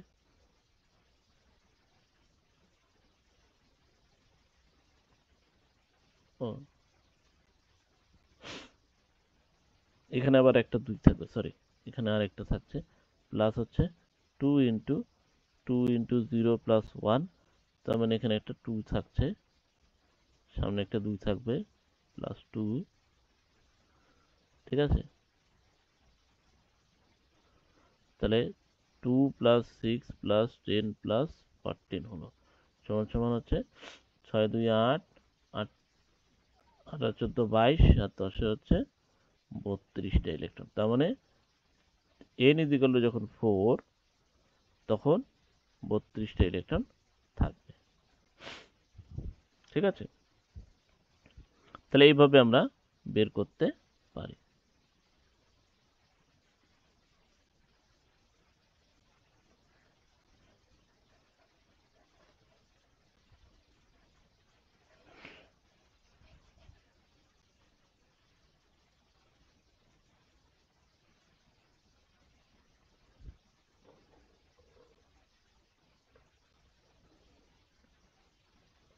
এবারে নেক্সট যেই সূত্রটা আসবো আমরা, সেটাকে বলছি হুন্ডের সূত্র, হুন্ডস ম্যাক্সিমাম মাল্টিপ্লিসিটি রুলস। তাহলে হুন্ডসের ম্যাক্সিমাম মাল্টিপ্লিসিটি রুলস কি বলেছে, বলেছে যে সমশক্তি সম্পন্ন যে কক্ষগুলো আছে সেগুলো যতক্ষণ পর্যন্ত খালি থাকবে ততক্ষণ ইলেকট্রনগুলি এককভাবে ওই কক্ষগুলির মধ্যে দখল করবে এবং প্রত্যেকের যে ঘূর্ণন সেটা একই দিকে হবে। তার মানে আমি ধরলাম যে এস এর ক্ষেত্রে এটা, তার মানে যখন ঢুকছে তখন 1। এবার পি এর ক্ষেত্রে যদি আমরা দেখি,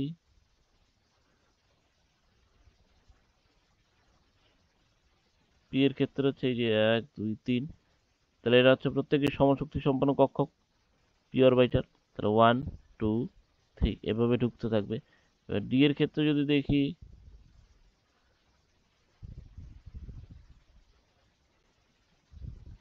তাহলে 1 2 3 4 5 এইভাবে ঢুকতে থাকবে যতক্ষণ অবধি খালি থাকবে, এবং প্রত্যেকের স্পিন হচ্ছে একই দিকে হবে। কিন্তু দ্বিতীয়বার যখন তারা ঢুকতে যাবে তখন তাদের স্পিন হয়ে যাবে টোটালটা অপোজিট।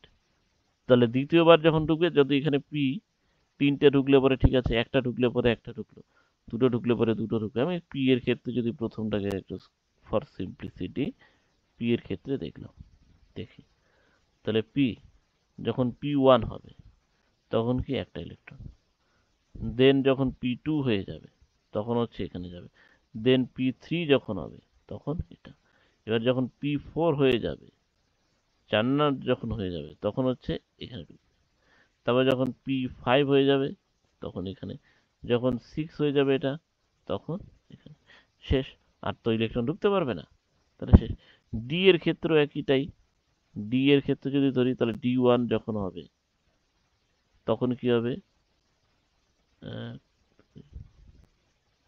তখন একটা, D2 যখন হয়ে যাবে তখন দুটো, D3 যখন হবে তখন তিনটে, D4 এ যখন যাবে তখন চারটা, D5 এ যখন যাবে তখন এইভাবে, তারপরে যখন D6 হবে তখন আবার এখানে, D7 হয়ে গেলে পরে এখানে, 8 হলে এখানে, 9 হলে এখানে, 10 হলে এইখানে।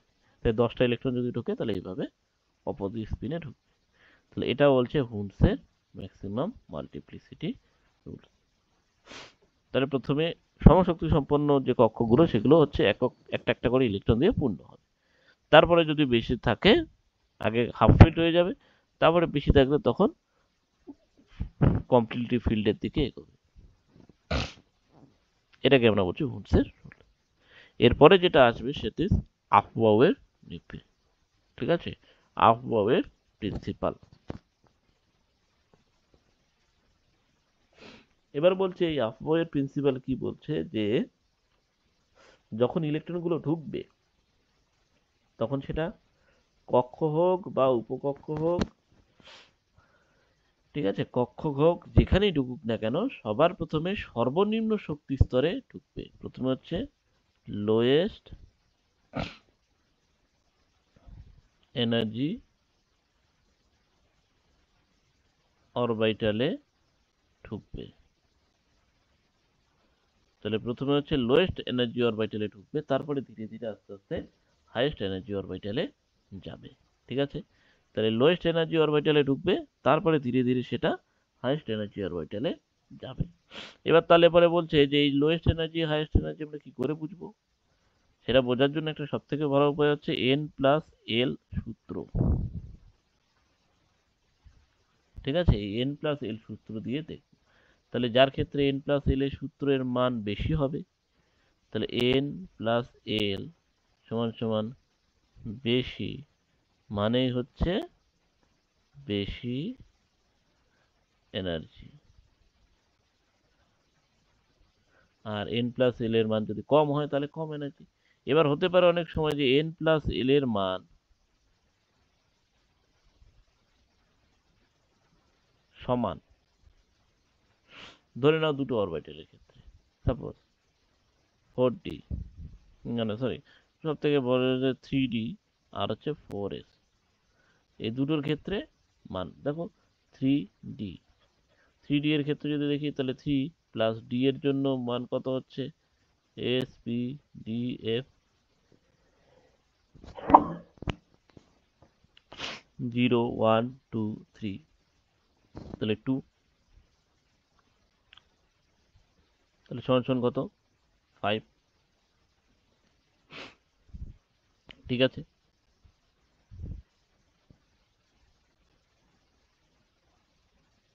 সরি 4P, 4P এর ক্ষেত্রে যদি দেখি, তারপরে বলছে 4P এর ক্ষেত্রে যদি দেখি 4P, সেটার ক্ষেত্রে 4+P এর মান কত 1, দ্যাট ইজ 5। তাহলে দুটোর ক্ষেত্রে সেম 5 5। এবার বলছে তাহলে কি আগে যাবে, তাই না? তাহলে 3D আগে যাবে না 4P আগে যাবে? তো তখন বলছে যে এই যে n এর মানটা, n এর মান যার ক্ষেত্রে, তখন বলছে n এর মান সমান হলে n এর মান যার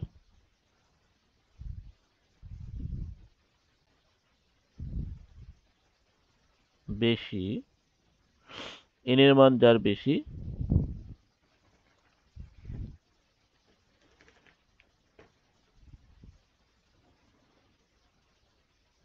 তার এনার্জি বেশি। তাহলে যার n এর মান বেশি তার এনার্জিও বেশি, যার n এর মান কম হবে তার এনার্জিও কম হবে। ঠিক আছে, তাহলে এক্ষেত্রে আমরা দেখছি যে এখানে 4 এখানে 3, তাহলে অবভিয়াসলি 3 এর মান, 3 মানে কম, 4 মানে বেশি, তার মানে 3D তে আগে ঢুকবে তারপরে 4P তে যাবে। ঠিক আছে, বলছে এটা হচ্ছে টোটালটাই পাউলি অপবর্জের নীতি। ঠিক আছে, তারপরে বলছে হুন্সের মাল্টিপ্লিসিটি, এগুলো দ্বারা চলে। এবারে বলছে যে এখানে আমরা যদি দেখি ইকুয়েশনটা, মানে এদের যে এনার্জি যে সিকোয়েন্সটা, সেই এনার্জি সিকোয়েন্সটা কি আছে, বলছে 1s এর যে এনার্জি সেটা সব থেকে কম, তারপরে 2s এ যাবে, তারপরে 2p, তারপরে 3s, দেন 3p, তারপরে 4s, দেন 3d। তাহলে দেখো 4s আর 3d এর মধ্যে যদি আমরা দেখি, তাহলে 4s এর মান হচ্ছে 4, এখানে হচ্ছে 5, তাহলে অবভিয়াসলি 4s এর মান কম আছে, তাই 4s আগে, 4s এ আগে ইলেকট্রন ঢুকবে, তারপরে 3d তে, তারপরে 4p তে, দেন 5s এ, দেন 4d তে, 5p তে, 6s এ, 4f এ, তারপরে হচ্ছে 5 ডিতে, দেন 6 ইতে। এটাকে মনে রাখার সেরকম কিছু দরকার নেই। যদি ইনকেস যখনই কনফিউশন মনে হবে, তাহলে আমরা জাস্ট এন প্লাস এল এর মানটা বের করে নেব। টক করে একটু হালকা মধ্যে আমরা এন প্লাস এল এর মান যদি বের করে নিই, তাহলে এন প্লাস এল এর মান দেখবো যেখানে বেশি সেটা হায়ার এনার্জি, মানে পরে ফিল আপ হবে, যেখানে কম সেটা লোয়ার এনার্জি, মানে আগে ফিল আপ হবে। আর যদি দেখি যে এন প্লাস এল এর মান দুইটার ক্ষেত্রে সমান, তখন আমরা দেখবো যে এন এর মান তাহলে কার কম, যার কম সে আগে ফিল আপ হবে, যার বেশি সে পরে ফিল আপ হবে। তো এই হচ্ছে আফবাউয়ের প্রিন্সিপাল। তাহলে আমরা কি কি দেখলাম? হুন্ডসের সূত্র দেখলাম, আফবাউয়ের প্রিন্সিপাল দেখলাম, ঠিক আছে। তাহলে আফবাউ প্রিন্সিপাল দেখলাম, হুন্ডসের হুন্ডসের রুলস দেখলাম, ঠিক আছে। তার আগে আমরা কি দেখলাম? পাউলি অপবর্জন নীতি দেখলাম। তার আগে আমরা কি দেখেছিলাম? তার আগে আমরা দেখেছিলাম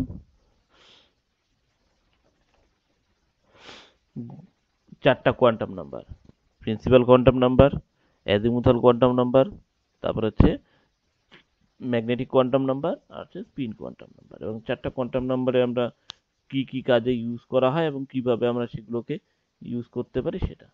তার আগে আমরা দেখলাম স্ক্রডিঞ্জার ওয়েভ ইকুয়েশন। তারপরে তার আগে দেখেছিলাম ডি ব্রগলির ইকুয়েশন। ডি ব্রগলির ইকুয়েশন হচ্ছে এমন একটা ইকুয়েশন যেখানে পার্টিকেলের সাথে ওয়েভের আমরা কানেকশন করতে পারি, কারণ সেখানে ল্যামডা পাচ্ছি, ল্যামডাটা হচ্ছে ওয়েভ নেচার, আর সেখানে আমরা মোমেন্টাম পাচ্ছি, সেটা হচ্ছে মোমেন্টামটা হচ্ছে পার্টিকেল নেচার। তার আগে আমরা পড়েছিলাম হাইজেনবার্গস আনসার্টেনিটি প্রিন্সিপাল। সেখান থেকে দুটো কোশ্চেন সলভ করা হয়েছিল, একটা ক্যালকুলেশন করা হয়নি কমপ্লিট, সেটা ক্যালকুলেশন করে নেবে, আর একটা হচ্ছে ক্যালকুলেশন করে দেওয়া হলো, ঠিক আছে। সেই হাইজেনবার্গ আনসার্টেনিটি প্রিন্সিপাল, সেই হাইজেনবার্গ আনসার্টেনিটি প্রিন্সিপালের আগে আমরা দেখেছিলাম রেডবার্গ কনস্ট্যান্ট বা রিডবার্গ কনস্ট্যান্ট। সেই রিডবার্গ কনস্ট্যান্টের মান কি করে বের করতে হয়েছিল সেটা আমরা বলেছিলাম। রিডবার্গ কনস্ট্যান্ট সমান সমান কি ছিল? Rydberg constant R equals to 2 pi square m m e square, তাই না? তাহলে 2 pi square m e square by c h এর কিউব ছিল। এটা ছিল আমাদের। এরপরে যেটা আমরা দেখব সেটা হচ্ছে, যেটা খুবই দরকার পরে অনেক সময়, হ্যাঁ, সেটা হচ্ছে যে বিভিন্ন যে আমরা অরবিটাল দেখলাম একটু আগে, আমরা যে বললাম যে সাব অরবিটাল গুলো যে দেখলাম, এই একটু আগেও আমরা তাই লিখছিলাম, এই যে ডি, এই যে এখানে যে এস পি ডি এফ, ঠিক আছে, অর্থাৎ S orbital, P orbital, D orbital, F orbital, সেই সমস্ত অরবিটালের আমরা জাস্ট একটা ছবি দেখে নিব, অনেক সময় থাকে।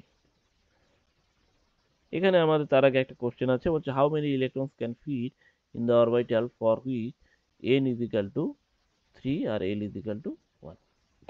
তাহলে এটাকে আমরা কি করে করতে পারি?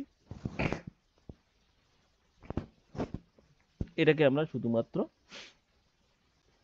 পাউলি এক্সক্লুশন প্রিন্সিপাল দিয়ে করতে পারি। তাহলে পাউলি এক্সক্লুশন প্রিন্সিপাল একটু আগে আমরা বলেছিলাম যে n equals to 3, l is equal to 1। তাহলে l ইজ ইকাল টু যখন 1, তখন m magnitude of l is equal two, বা সরি, m অফ m আমরা বলতে পারি, m of m magnitude of magnetic moment হচ্ছে -1 0 +1, ঠিক আছে। তাহলে -1 0 যদি +1 হয়, তাহলে আমরা এখানে বলতে পারি 3 1 -1 plus minus half, 3 1 sorry 0 plus minus half, 3 1 plus 1 plus minus half. তাহলে এখানে দুটো, এখানে দুটো, এখানে দুটো, তাহলে টোটাল হচ্ছে ইলেকট্রন কয়টা? 6টা। নিট 2016-তে আসছে, ঠিক আছে, 2016 নিটেই আসছে। তাহলে এখানে বলছে, তাহলে বি নাম্বার ইজ দা, তাহলে 6খানা আমরা ইলেকট্রনকে ফিট করতে পারবো এখানে, ঠিক আছে। নেক্সট আমরা এটা যেটা দেখবো সেটা হচ্ছে এস অরবিটালের পিকচার। তাহলে পিকচার অফ এস অরবিটাল, তো এস অরবিটালের পিকচারটা কি রকম হয়? এস অরবিটালের পিকচার হচ্ছে স্ফেরিক্যাল, এস ফর স্ফেরিক্যাল। ঠিক আছে, স্ফেরিক্যাল শেপ যখন হয় তখন সেটা কি হচ্ছে, এক্স ওয়াই জেড তিনটে এক্সিস বরাবরই আমাদের ঠিকঠাক ইকুয়াল কন্ট্রিবিউশনে থাকে। ঠিক আছে, তাহলে আমরা বলছি যে এস অরবিটালের পিকচার হচ্ছে এরকম। তাহলে এটা হচ্ছে একটা জেনারেল ফর্ম। এবার বলছে যে যদি আমরা দেখি তাহলে 1s অরবিটাল, 2s অরবিটাল আর 3s অরবিটালের মধ্যে যদি দেখি, তাহলে পরে বলছে যে 1s অরবিটালে ছোট, 2s অরবিটালটা একটু বড়, আর 3s অরবিটালটা হচ্ছে আরো বড়।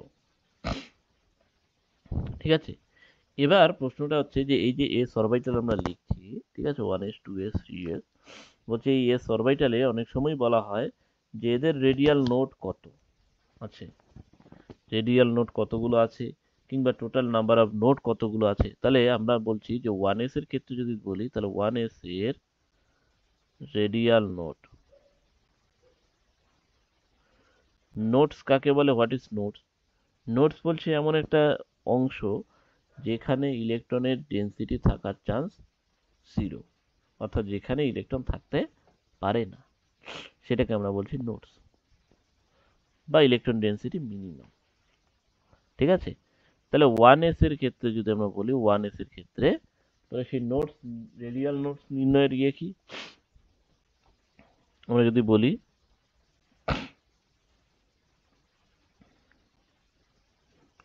রেডিয়াল নোডস সমান সমান হচ্ছে n মাইনাস l মাইনাস 1। ঠিক আছে, এটা হচ্ছে রেডিয়াল নোডস। তাহলে এবার অ্যাঙ্গুলার নোডস আমরা যদি বের করতে চাই,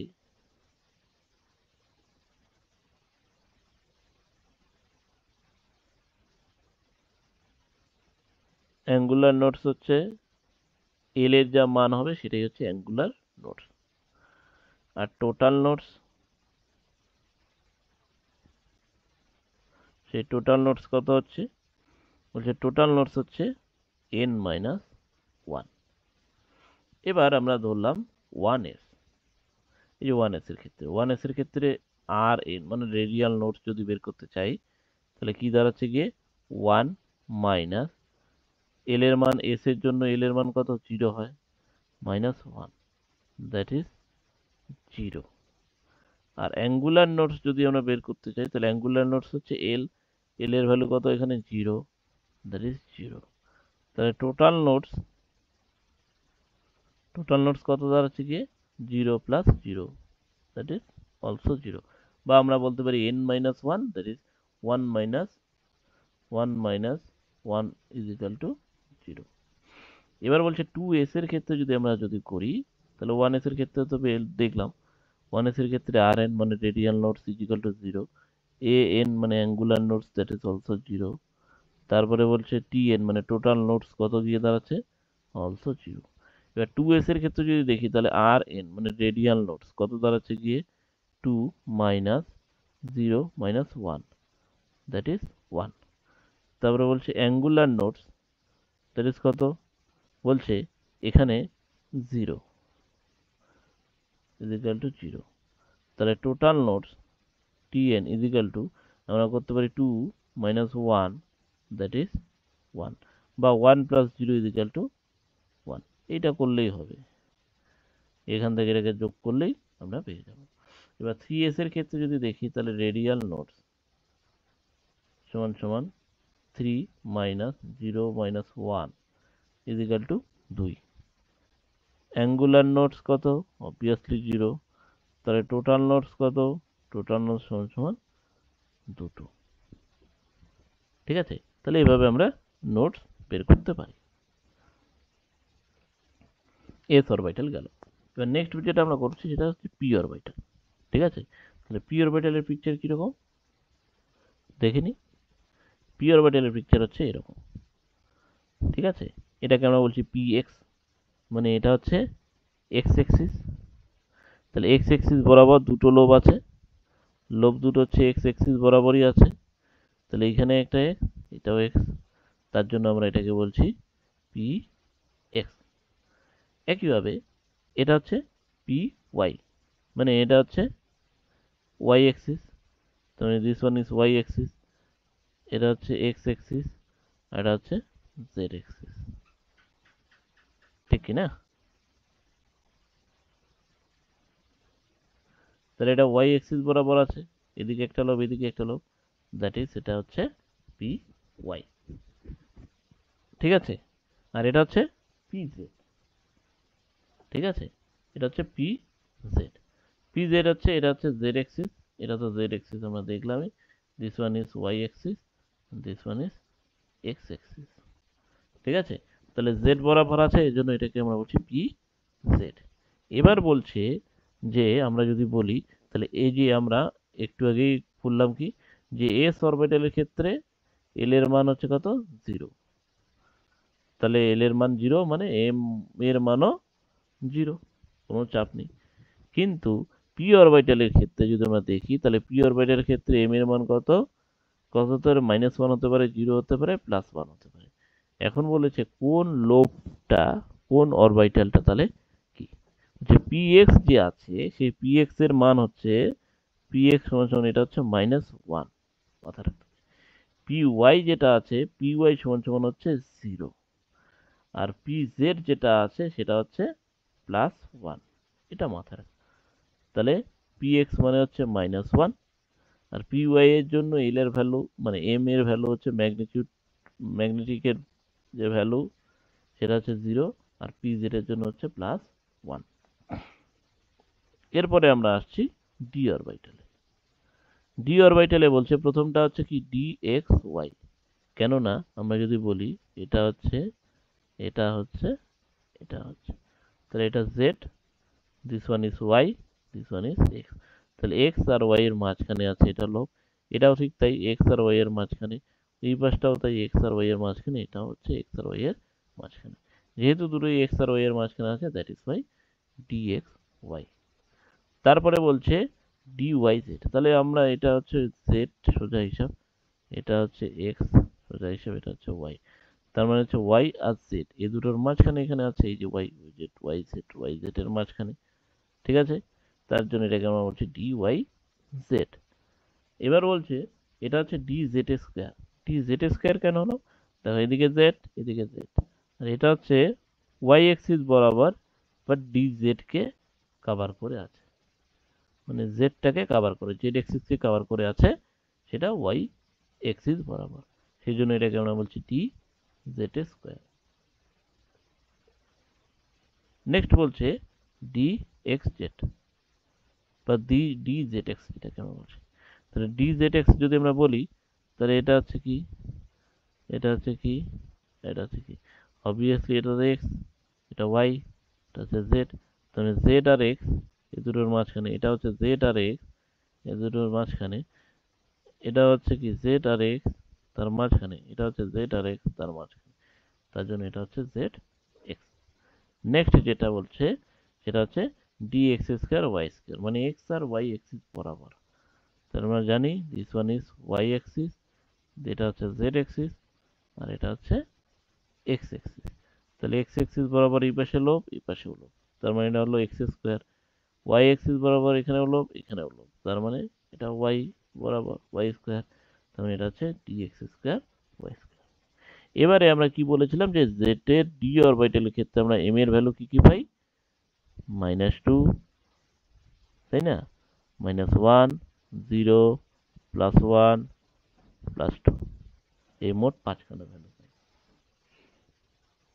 এবার তাহলে পরে বলছে এই যে এখানে 5টা ভ্যালু তাহলে কোথায় বসানো যাবে, তাহলে dxy এর ভ্যালু হচ্ছে কত, -2, dyz এর ভ্যালু হচ্ছে -1, আর dz স্কয়ার এর ভ্যালু হচ্ছে 0,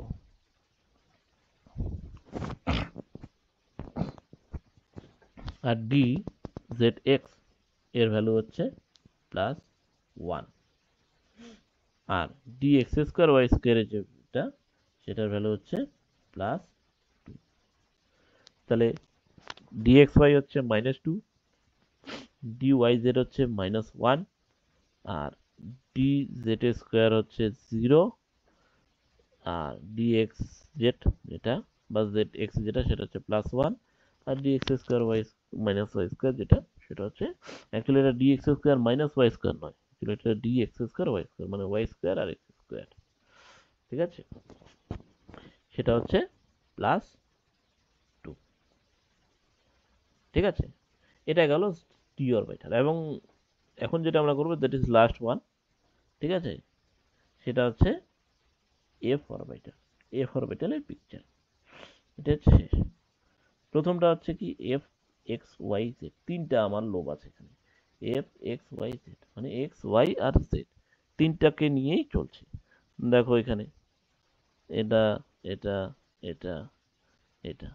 ঠিক আছে, এক্স ওয়াই জেড তিনটাতেই আছে, এদিকেও ঠিক তাই, অর্থাৎ x y z, x x y আর জেড তিনটা লোবের মধ্যেই বর্তমান। একইভাবে এখানেও যখন তিনটা লোবকে নিয়েই বর্তমান হবে তখন সেটাকে আমরা বলছি। নেক্সট বলছে যে f z x square y square, তাহলে জেড এক্সিস বরাবর আছে x square y square, z axis বরাবর ফাঁকা, এক্স স্কোয়ার ওয়াই স্কোয়ার, এই যে এক্স স্কোয়ার আর হচ্ছে ওয়াই স্কোয়ার। নেক্সট বলছে যে এফ এক্স জেড স্কোয়ার। ঠিক আছে, এক্স এক্সিস বরাবর আছে আর হচ্ছে জেড স্কোয়ারের বরাবর আছে, এটাকে বলছি এফ এক্স জেড স্কোয়ার। তারপরে কি আছে, এফ জেড কিউ, এটা আছে এফ জেড কিউ, অর্থাৎ জেড এর উপরেই আছে টোটালটা, ঠিক জেড স্কোয়ার যেরকম ছিল তারই এটা।